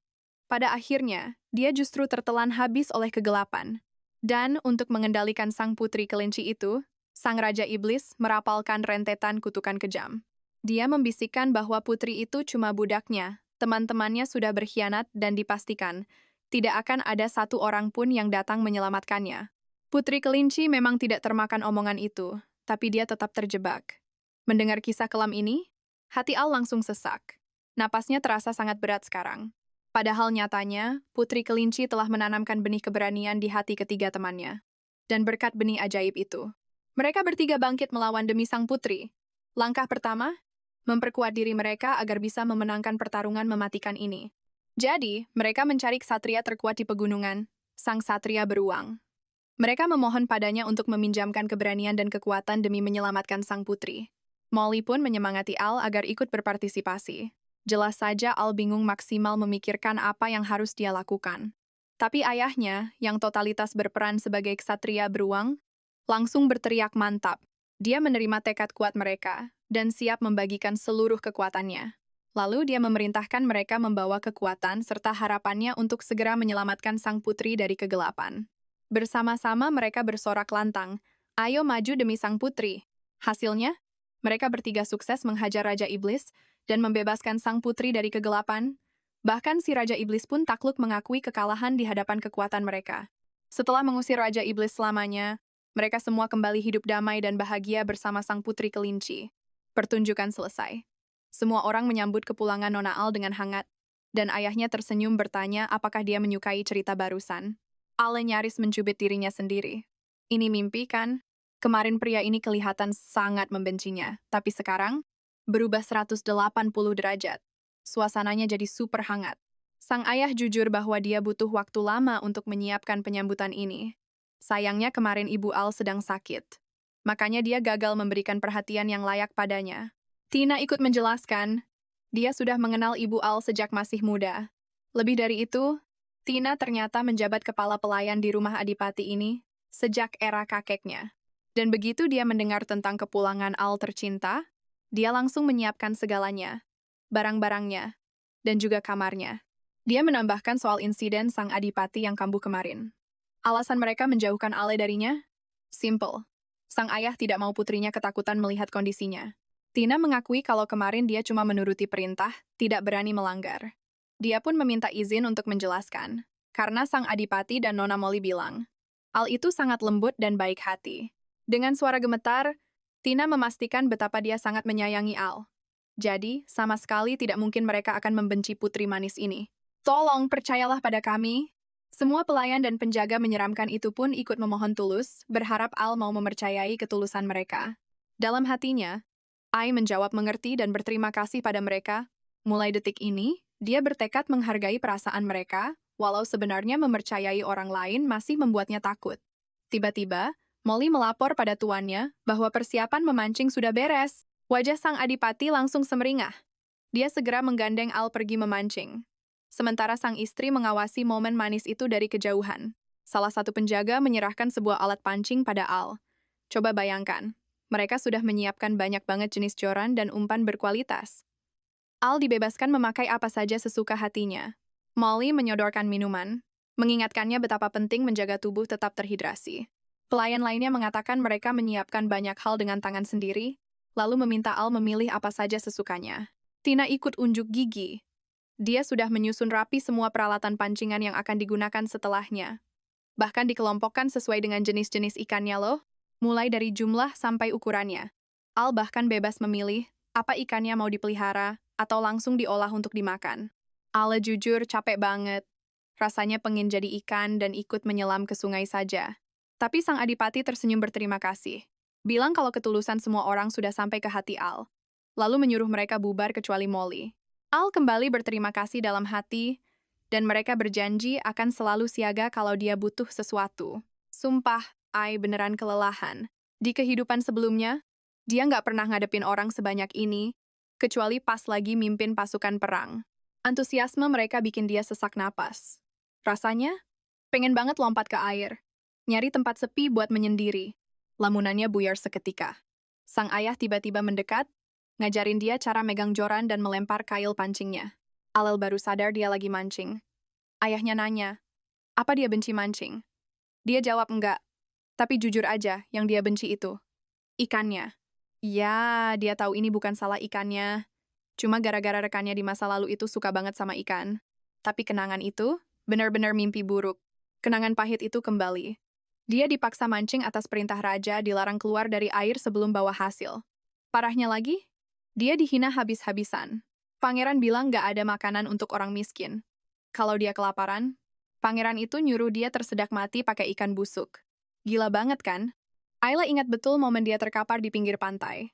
Di sebelahnya ada ikan raksasa. Inilah alasan utama dia benci ikan. Tiba-tiba ayahnya cerita. Dia bilang dia suka banget mancing. Dulu, dia sering banget mancing bareng ibunya. Bertahun-tahun yang lalu. Dia ingat banget gimana ibunya Jane sampai ngamuk. Gara-gara nggak dapat apa-apa, Jane nekat narik ikannya pakai tenaga dalam. Ayahnya panik nyoba nenangin dia. Dan tebak apa? Di momen super kacau itulah sang ayah jatuh cinta pada ibunya. Ayahnya senyum dan bilang, dunia ini luas banget, penuh keajaiban yang luar biasa. Dan meskipun dia ngadepin kesulitan atau ngerasa bosan, semuanya bakal terasa jauh lebih menyenangkan kalau dilewati bareng orang tersayang. Ayahnya nanya, apa dia paham maksudnya? Dulu Al juga sangat percaya akan hal itu. Tapi pada akhirnya, dia kehilangan segalanya dan cuma merasakan sakit yang luar biasa di hatinya. Dia udah muak banget sama hari-hari penuh penderitaan itu. Dia mutusin buat balik. Dia benar-benar nggak mau ada di dekat orang lain. Tapi tiba-tiba ayahnya nahan tangannya. Nanya dia mau pergi kemana. Dalam hati dia teriak panik, nyuruh ayahnya lepasin. Ayahnya sadar sama tatapan tajamnya. Terus nanya, apa dia lagi marah? Ai kaget banget. Apa wajahnya sejelas itu? Dia bingung kenapa perasaannya susah disembunyiin. Akhirnya dia mikir buat minta maaf aja. Tapi plot twist, ayahnya malah ngangkat dia dengan super bahagia. Dia bilang dia seneng Ai bisa marah. Terus diciumlah keningnya. Terus dia nawarin udahan mancingnya dan pergi ke perpustakaan. Perubahan sikap ayahnya yang drastis ini benar-benar bikin Al bingung maksimal. Dia mikir, apa dia bakal dihukum berat habis ini? Tapi dengan nada dramatis, ayahnya ngumumin sesuatu. Biar dia nggak nyakitin Ai lagi ke depannya, dia mutusin. Ai bebas ngelakuin apa aja di sini. Semua yang dia pikirkan, semua yang dia lakukan, itu murni kebebasan mutlaknya. Ayahnya bilang lagi, pilihan untuk nolak hal yang nggak disuka, itu juga kebebasan. Sang ayah ternyata sadar, kalau selama ini Ai udah menahan perasaannya terlalu lama. Dan tebak, dia benar-benar bahagia lihat Ai bisa nunjukin emosi aslinya. Katanya, ini kemajuan luar biasa untuk ukuran hari pertama. Ayahnya gendong dia dengan kebahagiaan yang meluap-luap. Terus tiba-tiba dia minta maaf sambil dehem pelan. Al sampai mikir ayahnya ini butuh obat deh. Tapi tiba-tiba matanya nangkep sesuatu. Tatapan aneh itu muncul lagi. Sama persis kayak yang dia rasain di pondok. Meskipun gak kerasa niat jahat, ditatap dari kegelapan kayak gitu tetap bikin dia merinding. Tapi anehnya, ayah dan Molly gak nyadar sama sekali. Ai nyoba nenangin diri. Banyak penjaga di rumah Duk ini, gak mungkin ada hal bahaya kan? Pas sampai, Ai langsung ternganga lihat betapa gedenya perpustakaan itu. Ayahnya bangga bilang koleksi bukunya emang luar biasa banyak. Ai tiba-tiba teringat masa kecilnya. Dulu gurunya, Modai, ngajarin dia ngebaca lewat buku-buku. Tapi sayangnya, Modai meninggal sebelum pembelajarannya selesai. Tragis banget. Meski gitu, dia tetap maksa belajar. Berjuang mati-matian cari info musuh di tengah waktu yang mepet. Makanya, dia mulai baca dalam diam. Itulah alasannya kenapa nyentuh buku jadi hal yang paling berharga buat dia. Buku itu penuh ide, tapi tetap dia membisu. Rasanya tuh kayak lagi mengapung tenang di sungai kebijaksanaan. Bener-bener kayak terbang di atas awan kebahagiaan. Ayahnya sadar Ai suka banget tempat ini. Dia bilang Ai boleh kesini kapan aja. Tapi ada syaratnya. Jangan sampai ketiduran di antara buku biar nggak masuk angin. Dia nyuruh Ai baca dengan santai, sementara dia pergi sebentar buat minta pelayan siapin makanan. Dia juga jelasin, perpustakaan ini sebenarnya area semi terlarang. Bahkan Molly aja nggak bisa asal masuk tanpa izin Grand Duke. Dia pesan ke Ai buat nunggu dia balik kalau butuh apa-apa. Walaupun dia bilang suka buku, sebenarnya dia nggak punya genre favorit yang spesifik. Tapi untuk sekarang, ada hal penting yang wajib dia cari. Buku tentang reinkarnasi dan kutukan darah. Dia harus tahu apa kutukan darah mematikan itu masih melekat padanya. Dan kenapa dia justru lahir kembali di negara musuh. Tapi ada satu hal yang janggal. Di perpustakaan segede ini, dia sama sekali nggak nemuin satupun buku tentang dua topik itu. Dia mikir mungkin bukunya ada di rak paling atas. Pas dia jinjit nyoba ngambil. Keseimbangannya hilang dan dia hampir aja jatuh. Hap! Ayahnya nangkep dia tepat waktu. Ayahnya langsung bilang itu bahaya banget. Kalau dia telat dikit aja, Ai pasti udah jatuh berantakan. Ai nyadar ayahnya sama sekali nggak marah. Ayahnya malah nanya apa dia suka novel itu. Terus baru nyadar astaga. Dia lupa nanya Ai mau makan apa. Dia menatap putrinya dan tersenyum sedih. Buku-buku ini, belum saatnya. Nanti saja kalau dia sudah sedikit lebih besar. Lalu kenyataan pahit itu akhirnya terungkap. Kalau dia mencari info soal reinkarnasi atau kutukan darah, nol besar. Nggak akan ketemu. Dan ini bukan salah pihak kediaman ya. Tapi murni ulah kekaisaran sialan itu. Bayangkan saja, Sejak dulu kekaisaran sudah memusnahkan semua catatan sejarah soal hal tabu tersebut tanpa sisa. Puncaknya 3 tahun lalu. Saat ibunya sedang hamil besar, kekaisaran mendadak mengirim pasukan untuk menggeledah perpustakaan semua bangsawan, lalu membakar habis setiap dokumen reinkarnasi. Gila kan? Tapi belum selesai. Mereka juga memburu setiap bayi perempuan yang lahir di tahun itu secara membabi buta. Bahkan saat proses persalinan pun, utusan kaisar nekat menerobos masuk. Ibunya dibentak dan dikasari, yang akhirnya memicu kelahiran prematur. Niat mereka cuma satu, mengecek gender bayinya, dan kalau perempuan, langsung dirampas detik itu juga. Masalahnya, waktu itu sangat tidak tepat. Pasukan utama kediaman sedang pergi ke wilayah Ngarai untuk membasmi monster di dataran es. Sang ayah menjelaskan dengan suara bergetar. Kelahiran yang dipaksakan itu benar-benar menguras habis tenaga ibunya. Ditambah lagi, ayahnya sempat kehilangan kendali sihir. Jadi ya, satu-satunya jalan keluar, berbohong ke publik kalau bayi mereka laki-laki, dan menyembunyikan putri aslinya. Pria tangguh ini jujur. Selama lebih dari 2 tahun, hatinya hancur berkeping-keping setiap harinya. Di bawah pengawasan ketat kekaisaran, dia cuma bisa menengok putrinya diam-diam saat mengantar pasokan kebutuhan. Gila banget kan pengorbanannya?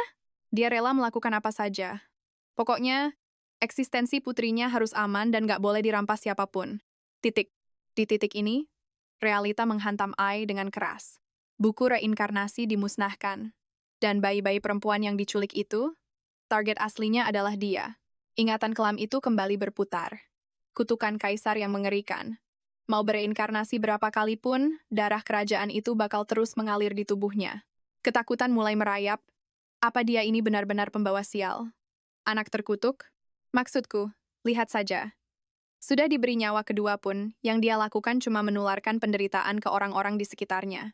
Tapi ajaibnya, di bawah pengawasan seketat itu pun, mereka tetap nekat menjemputnya. Kasih sayang mereka ini benar-benar nyata, meski harus menderita demi anak mereka. Ayahnya tiba-tiba menyela lamunan kelam itu. Dia menegaskan, menderita? Sama sekali tidak, karena bagi mereka, dia adalah malaikat kecil kesayangan yang paling berharga. Ayahnya menatap lembut. Menyuruhnya berhenti overthinking. Kediaman ini aman 100%, dan tidak akan ada yang terluka karena kehadirannya. Bahkan, dia meyakinkan kalau kekuatan militer wilayah mereka kini sudah pulih sepenuhnya. Hubungan aliansi mereka jauh lebih solid dari 3 tahun lalu. Dan soal penyakit ibunya, obatnya pasti akan segera ditemukan. Tapi tunggu, ini berita utamanya. Si kaisar gila bernama Kreda kedua yang terobsesi menculik bayi perempuan itu, kabar baik, dia baru saja tewas. Sekarang, kekaisaran sedang sibuk saling bunuh demi tahta. Mereka nggak ada waktu lagi buat mengurusi penculikan anak. Para kandidat kaisar ini bahkan sepakat. Mereka menghentikan semua aksi kotor demi mencari simpati dari para bangsawan tinggi. Otomatis, pemusnahan buku dan penculikan itu resmi berakhir. Jadi kalaupun kekaisaran bangkit lagi, nggak ada yang perlu ditakuti. Apalagi wilayah Simontos dan bangsawan kuat lainnya sudah bersumpah. Mereka siap menantang kekaisaran sampai titik darah penghabisan. Pria itu menggenggam tangan kecilnya, berjanji bahwa mereka nggak akan pernah membuang darah dagingnya sendiri. Makanya, begitu badai mereda, dia langsung tancap gas menjemputnya. Dia sangat benci harus terpisah darinya, meski cuma sehari, atau bahkan sedetik saja. Oh ya, ayahnya menambahkan kalau sang ibulah yang harusnya menjelaskan ini. Beliau ingin segera mengumumkan status putrinya, tapi kesehatannya masih belum pulih. Jadi, bisakah dia bersabar sedikit lagi? Mendengar semua kebenaran ini. Sumpah, perasaan Al langsung campur aduk. Di satu sisi, hatinya hangat berada di tengah keluarga yang tulus.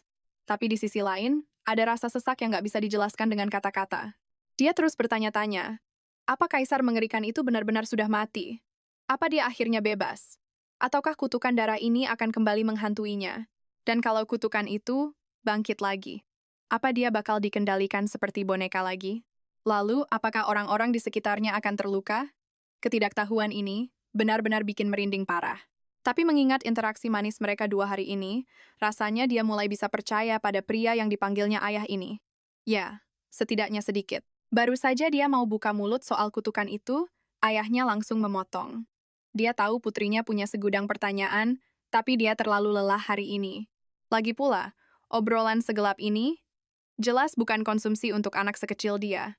Dia langsung menggendong putrinya dan menyuruhnya makan. Setelah mampir ke tempat Molly, mereka baru akan pergi menjenguk sang ibu. Sang ayah mewanti-wanti dengan tegas.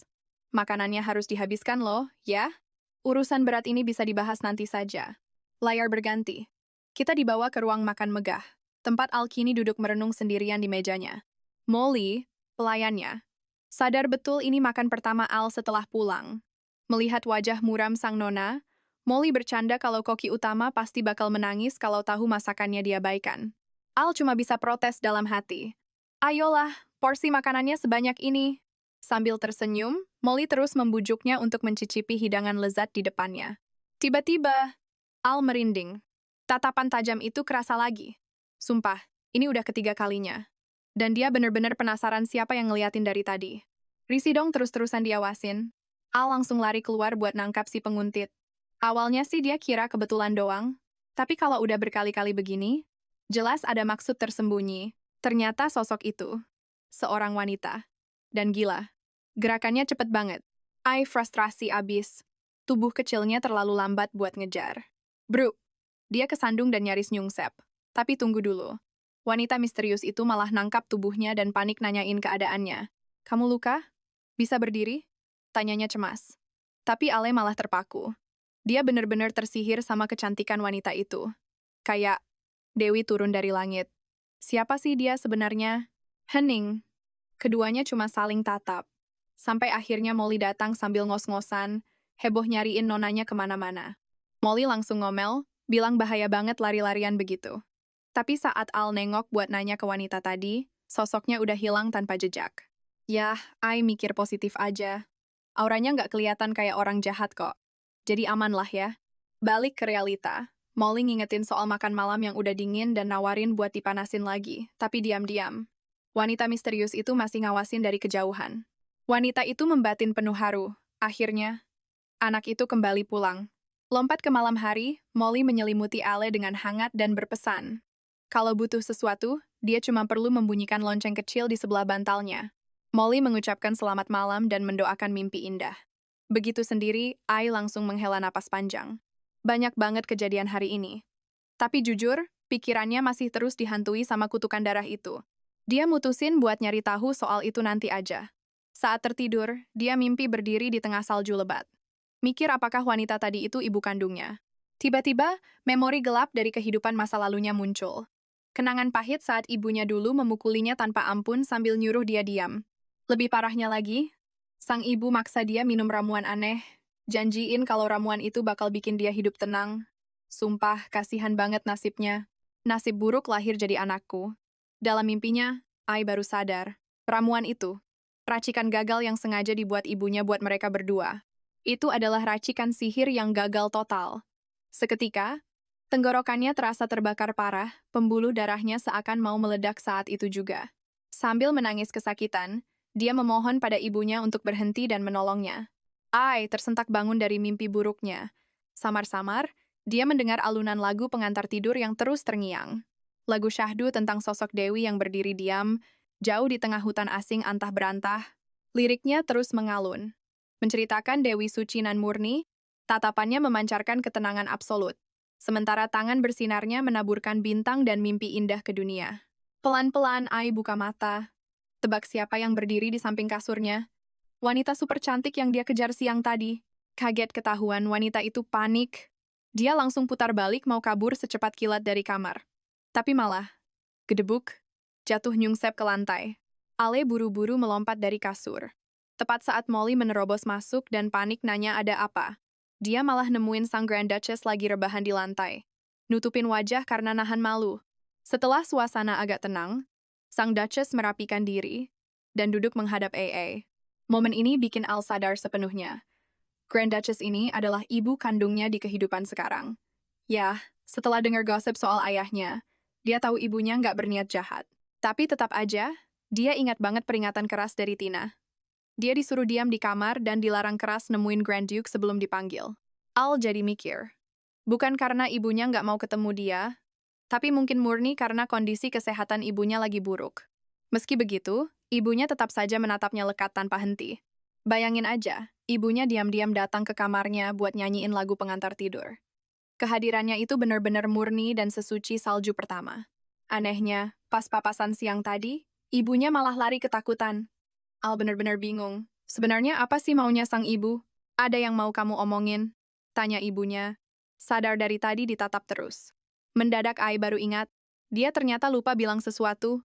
Ibunya sampai nanya apa dia nggak bisa bicara. Bukannya jawab. Al malah sembunyi ketakutan di balik bonekanya. Molly langsung negur Duchess supaya lebih hati-hati bicara, bikin si ibu malah bingung sendiri.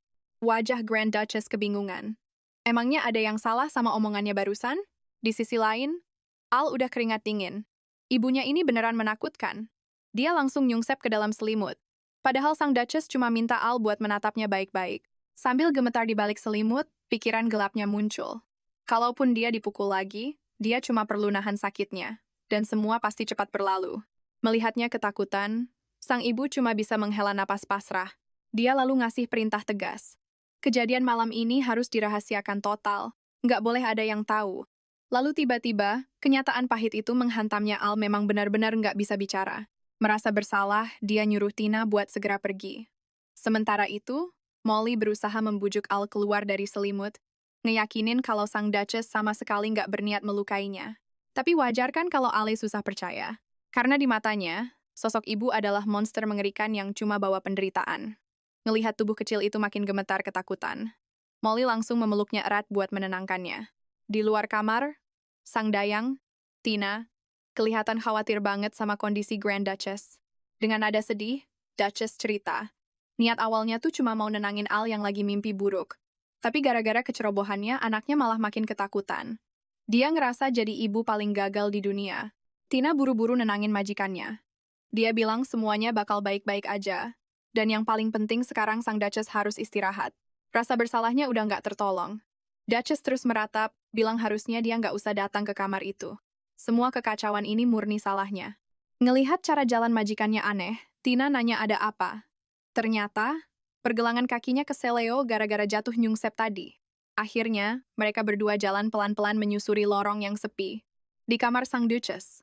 Saat Tina lagi sibuk merawatnya, tiba-tiba sang Duk masuk dengan panik. Dia dengar dari Molly kalau istrinya ini baru saja jatuh. Molly langsung menyindir tajam. Bisa-bisanya dia terluka parah di tengah malam buta cuma demi melihat wajah putri kesayangannya? Sumpah, ini pasti bakal langsung jadi berita utama kalau sampai bocor ke telinga publik. Tapi sang Duchess langsung membantah. Terluka parah apanya? Dia bilang itu cuma keseleo biasa. Sang Duke malah menggodanya. Kamu habis diam-diam pergi ke kamar anak kita, kan? Godanya sambil tersenyum.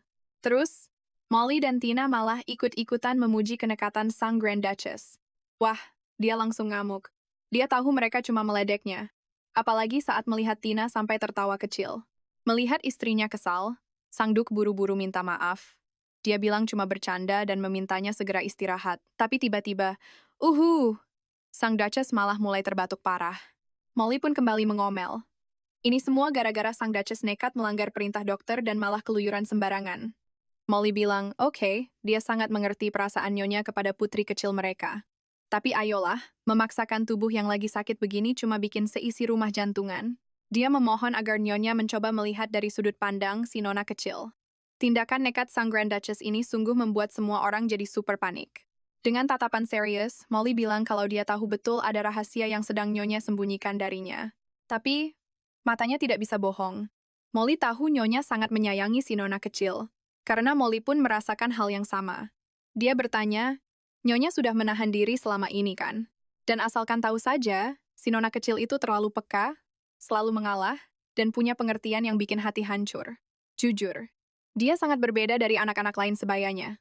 Anak yang usianya bahkan belum genap 3 tahun, tapi hidupnya selalu memikirkan perasaan orang lain. Terlebih lagi, dia ternyata menyimpan kekuatan yang luar biasa dahsyat. Namun, dia menekan perasaannya sendiri sampai bikin orang yang melihatnya merasa putus asa. Molly lalu menambahkan bahwa sejak Sang Duk kembali ke rumah ini, pria itu sudah mulai membuka hati si nona kecil sedikit demi sedikit. Molly sangat paham kecemasan yang Nyonya rasakan saat ini, tapi kalau Nyonya bicaranya terlalu kasar, anak itu pasti bakal menutup hatinya lagi. Mendengar ini, Sang Duchess langsung menangis dan minta maaf. Dia sungguh tidak bermaksud begitu. Dia benar-benar putus asa dan bingung. Bayangkan, dia ini dulu dikenal sebagai pendekar pedang sihir paling hebat di seluruh benua. Tapi sekarang, tubuhnya sangat lemah sampai menggendong anak saja tidak sanggup. Padahal niatnya cuma ingin melihat wajah putrinya sebentar, malah berujung cedera begini. Sambil mengepalkan tangannya dengan sangat erat, sang Duchess terisak. Dia bilang kalau dia juga sangat ingin melindungi anak malang itu. Dia merasa kondisinya sekarang sangat menyedihkan dan malu untuk bertemu putrinya. Tapi jujur, dia sangat menyayanginya. Dia cuma ingin melihatnya, memeluknya dengan erat, dan melindunginya selalu. Sang Duchess kembali meminta maaf. Dia tidak berniat buruk. Dan jujur, dia sangat membenci keadaannya sendiri sekarang. Suaminya pun langsung menenangkannya. Tidak apa-apa menangis. Sang Duke sangat mengerti perasaannya. Setelah itu, Molly pamit dan meminta mereka berdua fokus untuk segera memulihkan kesehatan. Sang Duchess akhirnya berjanji. Dia bakal berusaha keras supaya cepat sembuh, dan bersumpah tidak akan nekat keluyuran malam-malam lagi. Dia sadar betul ini semua salahnya. Jadi, dia memutuskan untuk tidak muncul di hadapan putrinya lagi sampai tubuhnya benar-benar pulih total. Molly merasa kasihan melihat kondisi nyonya, tapi Sang Duke dengan tegas langsung menolak ide tersebut. Dia bertanya, apa istrinya itu mau melanggar janji dan meninggalkannya sendirian? Sang Duke mengingatkan komitmen mereka merawat anak itu bersama seumur hidup dan membangun keluarga yang penuh cinta. Pria itu memintanya untuk tidak lari dari kenyataan. Kalau memang membuat kesalahan, ya sudah. Mereka hanya perlu memulai semuanya dari awal lagi. Buat apa coba terus-terusan kabur? Padahal putri kecil mereka sangat membutuhkan kehadiran orang tuanya. Istrinya masih ngotot bilang kalau dia sudah terlanjur berbuat salah. Mendengar itu, suaminya langsung membalas. Lalu, apakah kamu mau mengulangi kesalahan yang sama lagi? Dengan tegas, dia menjawab tidak. Tapi masalahnya, dia sudah terlanjur menyakiti hati anak itu. Dia yakin putrinya tidak akan menerimanya lagi, peduli apapun yang dia lakukan sekarang. Dia benar-benar kehabisan akal. Jadi, Sang Duke menenangkannya berjanji akan membujuk Ale besok pagi. Untuk sekarang, dia menyuruh istrinya pelan-pelan memikirkan sisanya nanti saja. Pria itu sangat yakin. Asalkan mereka terus mendampingi anak itu, cepat atau lambat segalanya pasti bakal kembali baik-baik saja. Di luar, Molly dan Tina khusyuk berdoa kepada Dewa Hutan, Dewa Ka. Mereka memohon agar kebahagiaan menyertai penguasa dan sang pewaris masa depan, serta agar situasinya cepat membaik. Matahari pun terbit. Keesokan paginya, Sang Duke masuk ke kamar Ale sambil membawa buket bunga cantik, menyapanya dengan riang. Tapi dia bingung banget pas melihat Ale malah ketakutan dan sembunyi di balik selimut. Molly menduga ini pasti efek kejadian semalam. Tiba-tiba, Sang Duke ikut masuk dan sembunyi di balik selimut bareng Ale. Lalu, astaga, dia malah pura-pura menangis terseduh-seduh. Ale yang kebingungan langsung mengintip. Ada apa sih dengan ayah yang satu ini? Sang Duke lalu curhat ke Ale. Dia bilang kalau ibunya itu kadang memang sangat bodoh. Masa istrinya itu merasa dirinya sangat jelek cuma karena terbaring sakit? Parahnya lagi, setiap kali dia khawatir, ibunya malah marah-marah. Hatinya sampai sakit mendengar ucapan kasar istrinya. Dia lalu membocorkan kalau kemarin ibunya itu diam-diam datang menjenguk Ale. Tapi saat ketahuan, ibunya panik luar biasa, langsung lari terbirit-birit sambil ngos-ngosan. Sang Duke tersenyum sambil bertanya, ibumu kemarin pasti ngomong yang aneh-aneh, kan? Dia masih asyik sembunyi berdua di bawah selimut. Tapi kali ini, Ale dengan gemas langsung mendorong ayahnya menjauh. Pengap banget, protes anak itu. Ayahnya pun menggoda, nanya dia mau kemana, dan apa dia ikutan marah padanya. Tapi jawaban Ale bikin nyesek. Dia tidak marah, melainkan ketakutan. Setiap kali dibentak atau disalahkan, pikiran gelap itu selalu muncul. Ale mulai merasa kalau dia seharusnya tidak pernah dilahirkan ke dunia ini. Tidak peduli sekeras apapun dia berusaha, tidak ada yang berubah. Ini adalah keputusasaan yang jauh lebih menyiksa daripada kematian. Mendengar itu, ayahnya menjadi serius. Sang Duke akhirnya bercerita kalau Jane Simon-Stowes adalah putri tunggal dari Ryan Simon-Stowes, mantan Grand Duke dari Principality Hutan. Ayahnya mulai bercerita. Ibunya, Jane, dia terlahir dengan jiwa raksasa dan kekuatan dewa yang mengalir deras di dalam nadinya. Bayangkan saja, wanita itu adalah pengguna pedang sihir terkuat di seluruh penjuru benua Maest.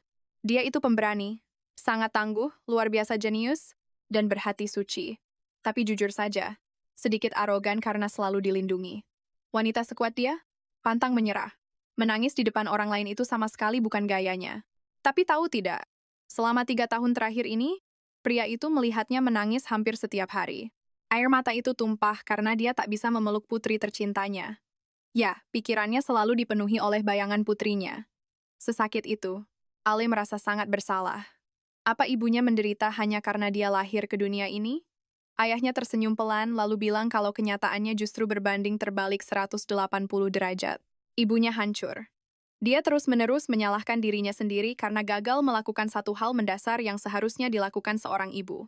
Ayahnya meyakinkan, ibunya sedang berusaha keras sekarang. Tapi jujur, dia masih butuh sedikit waktu. Situasi ini masih terlalu berat untuk bisa dia terima sepenuhnya saat ini. Jadi, dia memohon. Jangan pernah membenci ibumu sendiri. Ayahnya berterima kasih lalu memeluknya erat. Sambil bercanda, dia bilang putrinya itu sungguh polos. Kalau saja hal ini tak dijelaskan, Ale pasti masih mengira ibunya sangat membencinya setengah mati. Kesalahpahaman fatal semacam itu dan sikap mengurung diri? Astaga, itu hanya akan memperparah penyakit ibunya. Lalu, dia punya ide brilian. Ayo buat hadiah kecil untuk menghiburnya. Ramalan bunga hari ini bilang, ini adalah hari yang paling sempurna untuk membuat kerajinan tangan. Diamnya Ale dianggap sebagai tanda setuju. Ayo kita mulai. Tapi tunggu. Ternyata ini jauh lebih sulit dari kelihatannya. Ale merasa payah. Dia bahkan sama sekali tidak bisa membuat barang yang ayahnya mau. Dia yakin sudah mengecewakannya. Tapi ayahnya membantah keras. Ini sangat menyenangkan. Dan hey, setidaknya sekarang mereka tahu kerajinan tangan jelas bukan bakat terpendamnya. Santai saja. Mari cari tahu bakatnya pelan-pelan. Tapi masalahnya, Ale masih terus memikirkan kado untuk ibunya. Sang ayah menenangkannya. Tidak apa-apa, kita beli saja juga bisa. Karena jujur, bukan barangnya yang penting, melainkan ketulusan dan perasaan di baliknya. Itu yang utama. Tiba-tiba Ale teringat sesuatu. Kalau memang begitu, cuma ada satu hal yang benar-benar dia kuasai penuh semenjak kehidupan masa lalunya. Tapi, apa ini cocok dijadikan hadiah? Dia pun meminta ayahnya menyiapkan beberapa bahan. Tanpa banyak tanya, sang ayah langsung paham dan mengiyakannya. Tanaman herbal, timbangan, dan kuali ajaib disiapkan. Pelayan lantas melapor kalau semua perlengkapan sudah siap. Pelayan sempat menawarkan bantuan apotek terbaik di kota jika butuh. Tapi sang Duk menolak halus. Nona kecil ini, dia bisa menangani semuanya sendiri dengan sempurna. Keyakinan ayahnya 100%. Tidak ada keraguan. Dia tahu persis putrinya pasti bisa. Di tempat lain, sang Duchess terbatuk pelan. Dia memastikan, apakah semua mata-mata kekaisaran yang dikirim ke kediamannya sudah diawasi dengan ketat? Pengawalnya memberi jaminan. Semuanya sedang dilenyapkan secara diam-diam tanpa sisa. Info intelijen terbaru, keluarga kekaisaran sedang kacau balau karena konflik internal. Jadi, mengirim mata-mata berbahaya dalam waktu dekat ini, jelas akan sangat mustahil bagi mereka. Mendengar hal itu, sang Duchess mendesah lega. Tapi dia tetap tegas. Terus awasi dan jangan lengah sedikit pun. Karena semua perjuangan ini murni demi putrinya. Sebagai antisipasi ekstra, dia memerintahkan untuk meminta bantuan klan Wolfgang di lembah. Mereka harus bekerja sama membantai mata-mata itu, lalu segera kirimkan pesannya nanti. Tiba-tiba Molly masuk. Memecah keheningan dan bertanya apa Nyonya Jane baik-baik saja. Sang Duchess langsung menatapnya, menanyakan ada perlu apa. Molly melaporkan, Duke dan Nona kecil punya hadiah kejutan untuknya. Jantung Duchess seakan berhenti. Dia terkejut setengah mati. Apa katanya? Dengan suara gemetar, dia meneriakkan nama Ale. Tanpa ragu dia bergegas keluar kamar.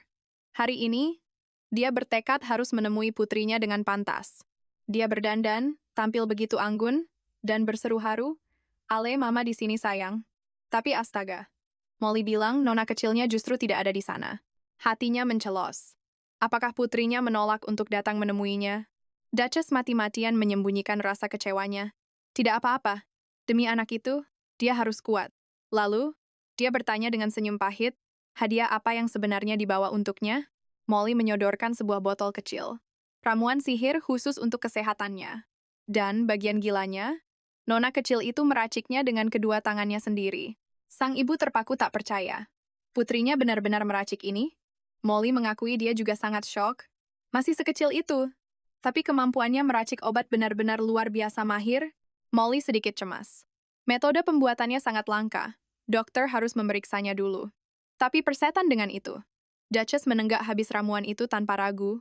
Lalu, dia pun mulai terbatuk. Molly bertanya dengan sangat cemas apa dia baik-baik saja. Duchess menjawab ramuannya sempurna. Tapi tunggu. Rasa ini, dia sudah sangat lama tidak mengecap rasa ini. Pikiran Duchess meliar. Apa memori kehidupan masa lalunya kembali karena dorongan mendadak meracik obat ini? Tidak mungkin. Dia menepis pikiran gila itu jauh-jauh. Tiba-tiba, Duchess langsung bangkit berdiri. Matanya mencari-cari. Di mana posisi anaknya sekarang?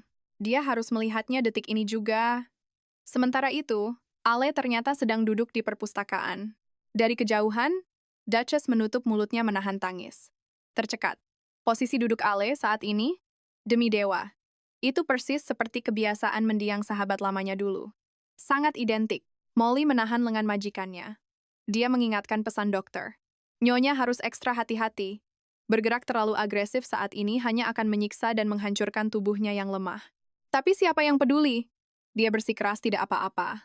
Perkataan Iverson benar. Berada tepat di sisi putrinya sekarang. Jauh lebih krusial dari nyawanya sendiri. Nyonya besar kita akhirnya sadar. Dia bersumpah mati-matian gak akan mengulangi kesalahannya. Tanpa buang waktu, dia langsung menyuruh Molly memanggil dokter paling hebat di ibu kota. Dan kejutannya, malam ini juga, dia bakal menggelar pesta penyambutan untuk si kecil tercinta, mengundang seluruh isi istana. Bahkan, dia sendiri yang bakal turun tangan jadi tuan rumah. Tentu saja, Molly langsung mengangguk setuju tanpa ragu sedikit pun. Sementara itu, Sang Duk lagi asyik membacakan buku catatan garis keturunan ilahi untuk Al. Jujur saja, isinya lumayan menarik, tapi sebagai ayah protektif, dia melarang Al begadang biar matanya nggak rusak. Tiba-tiba, Molly masuk menyapa. Al kegirangan langsung memeluknya. Molly membalas pelukan itu dan bilang dia sangat merindukan mereka. Sang Duk, dia malah menggoda sambil bilang cemburu melihat mereka berdua bisa seakrab itu. Sambil tertawa kecil, Molly menyuruhnya berhenti bercanda. Terus, ekspresinya sedikit berubah, ada pesan penting langsung dari sang Grand Duchess. Ternyata, Nyonya besar benar-benar tersentuh sampai mau menangis saat menerima obat buatan tangan si kecil. Beliau bilang dari lubuk hatinya kalau dia sangat menyukainya. Al langsung melongo. Dia benar-benar kaget hadiah sederhananya itu bisa membuat sang Duchess terkesan sampai sejauh itu. Sang Duke tersenyum lega mendengar kabar bahagia ini. Molly lalu menjelaskan. Grand Duchess ingin menyampaikan perasaannya pada si kecil. Sekaligus meminta maaf karena kesehatannya sempat merepotkan. Karena itulah, beliau merencanakan pesta penyambutan khusus di istana malam ini juga. Dan tentu saja, mereka berdua diwajibkan untuk hadir. Sang Duk mengerutkan kening khawatir. Apa kesehatannya sudah benar-benar pulih? Dia kan sama sekali nggak perlu memaksakan diri seperti itu. Molly buru-buru menjelaskan situasinya. Sebenarnya, pesta meriah ini sudah direncanakan tepat di hari pertama kepulangan si kecil ke istana, tapi terpaksa ditunda karena Nyonya jatuh sakit. Sekarang, dia menyiapkannya dengan sepenuh hati. Beliau cuma ingin melihat si kecil bahagia. Melihat reaksi Al yang terdiam, Molly bertanya lembut. Apa Al masih kesal? Atau dia masih ragu untuk bertemu sang Grand Duchess?